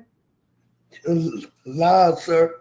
That'd be it. You did an interview with the media down there today, correct? Kind of a sir. Some people say it aired, but she had told me it's supposed to air tonight at 10 o'clock, but that's on KL. Why? So it's 8:46 right here. So we'll be keeping our eye out for it as soon as it gets out. Put it everywhere on the internet. Instagram, TikTok, coming out the walls. Put it everywhere, all right? Sir. Gracias. How about Shem Yahushua Barakatah? The water, I can get some rest. It's up to you, brother. Let me give you another one that happened as fast as I can. Out there in London, brother. Out there in London today, priest and officer Dam Gabar, give him a hand. And there it's brother. I guess the brother I'd leave alone. Now Dam Gabar. Dam Gabar is the brother at that Passover that had two wolves on his shoulders. That's the werewolf of London. Yikes. Anyway, he's going to get in his car today. He's going to his car and he sees a white man, which he's assuming is white, breaking in his car. The white man has Hebrew letters all over his clothing and tassels hanging off of his jacket. This is the so-called Jew Amalek breaking in his car.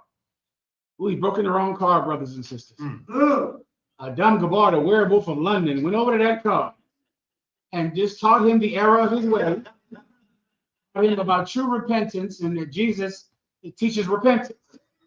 Held him for the cops, holding him. He laying on the ground, not trying to go anywhere. The cops tell him they're not coming. The cops do not come at all. This is the third time in 3 weeks that I've gotten a report that someone called the cops and they did not come. This is the third time.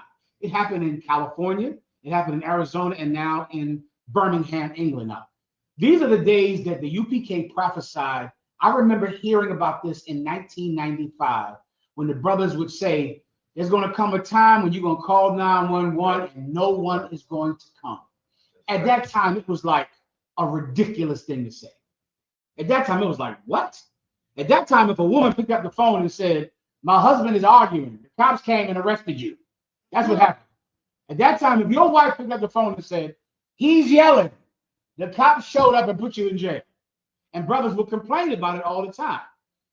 And they were telling sisters, you better get right with your husband because there's going to come a time when you're going to call 911 and no one is going to show. Brother, this is the third time in 3 weeks that I've gotten a report that you call the cops and they say, we are not coming.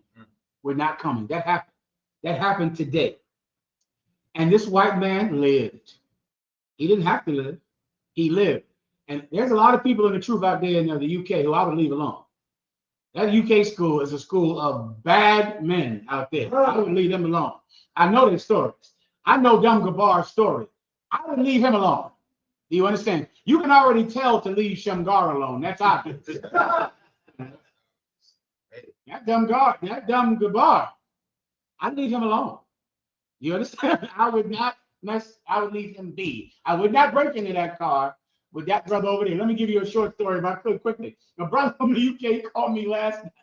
This is the good UK UPK story. He said he's arguing with his wife. He said, listen, I had to apologize to her, sir, because I told her in the middle of an argument that I wish she would die in the morning. I wish she would not wake up. I wish she would just die in her sleep. I said, God damn. Relax, son. He said, Shamgar told me to apologize. I apologized to her. I said, I went to her. I said, listen, I'm sorry for saying that I wish you would die in your sleep, but I'm not sorry for saying suck your mother. Suck your mother. Suck the juices out of your mother. Put a straw in your mother and suck the juices. I said, calm down. He said, I'm calm. I said, you calm? Oh, shit. Don't say suck the mother, your mother's juices with a straw. Suck all your mothers. There's some rough cats out there. I'd leave them alone. Okay, I'd just be cool because, you know, they're trying their best to be peaceful. Everybody understands? Okay, go ahead, Al. Just want to give a shout out to you for the name department. I wouldn't mess with the brother whose name literally translates to blood of war. Yeah, I remember giving him that name. That's all I'm gonna tell you. Now that's that. Okay. So now, what does suck your mother mean, Benjamites out there? Anyone want to answer that for me? Benjamites out there? No Benjamites in there. What the hell is suck your mother? No, Shamawala, that's from a suck your mother is so graphic. Okay. It's just too much to say in an argument. Suck your mother dry, suck the juices from your mother. Suck. Listen, we got to work on that as a people. All right. So that's it. Because all y'all can be done. Yes, sir. With that, pass the class over to Priest Officer Ibaki. You got it up.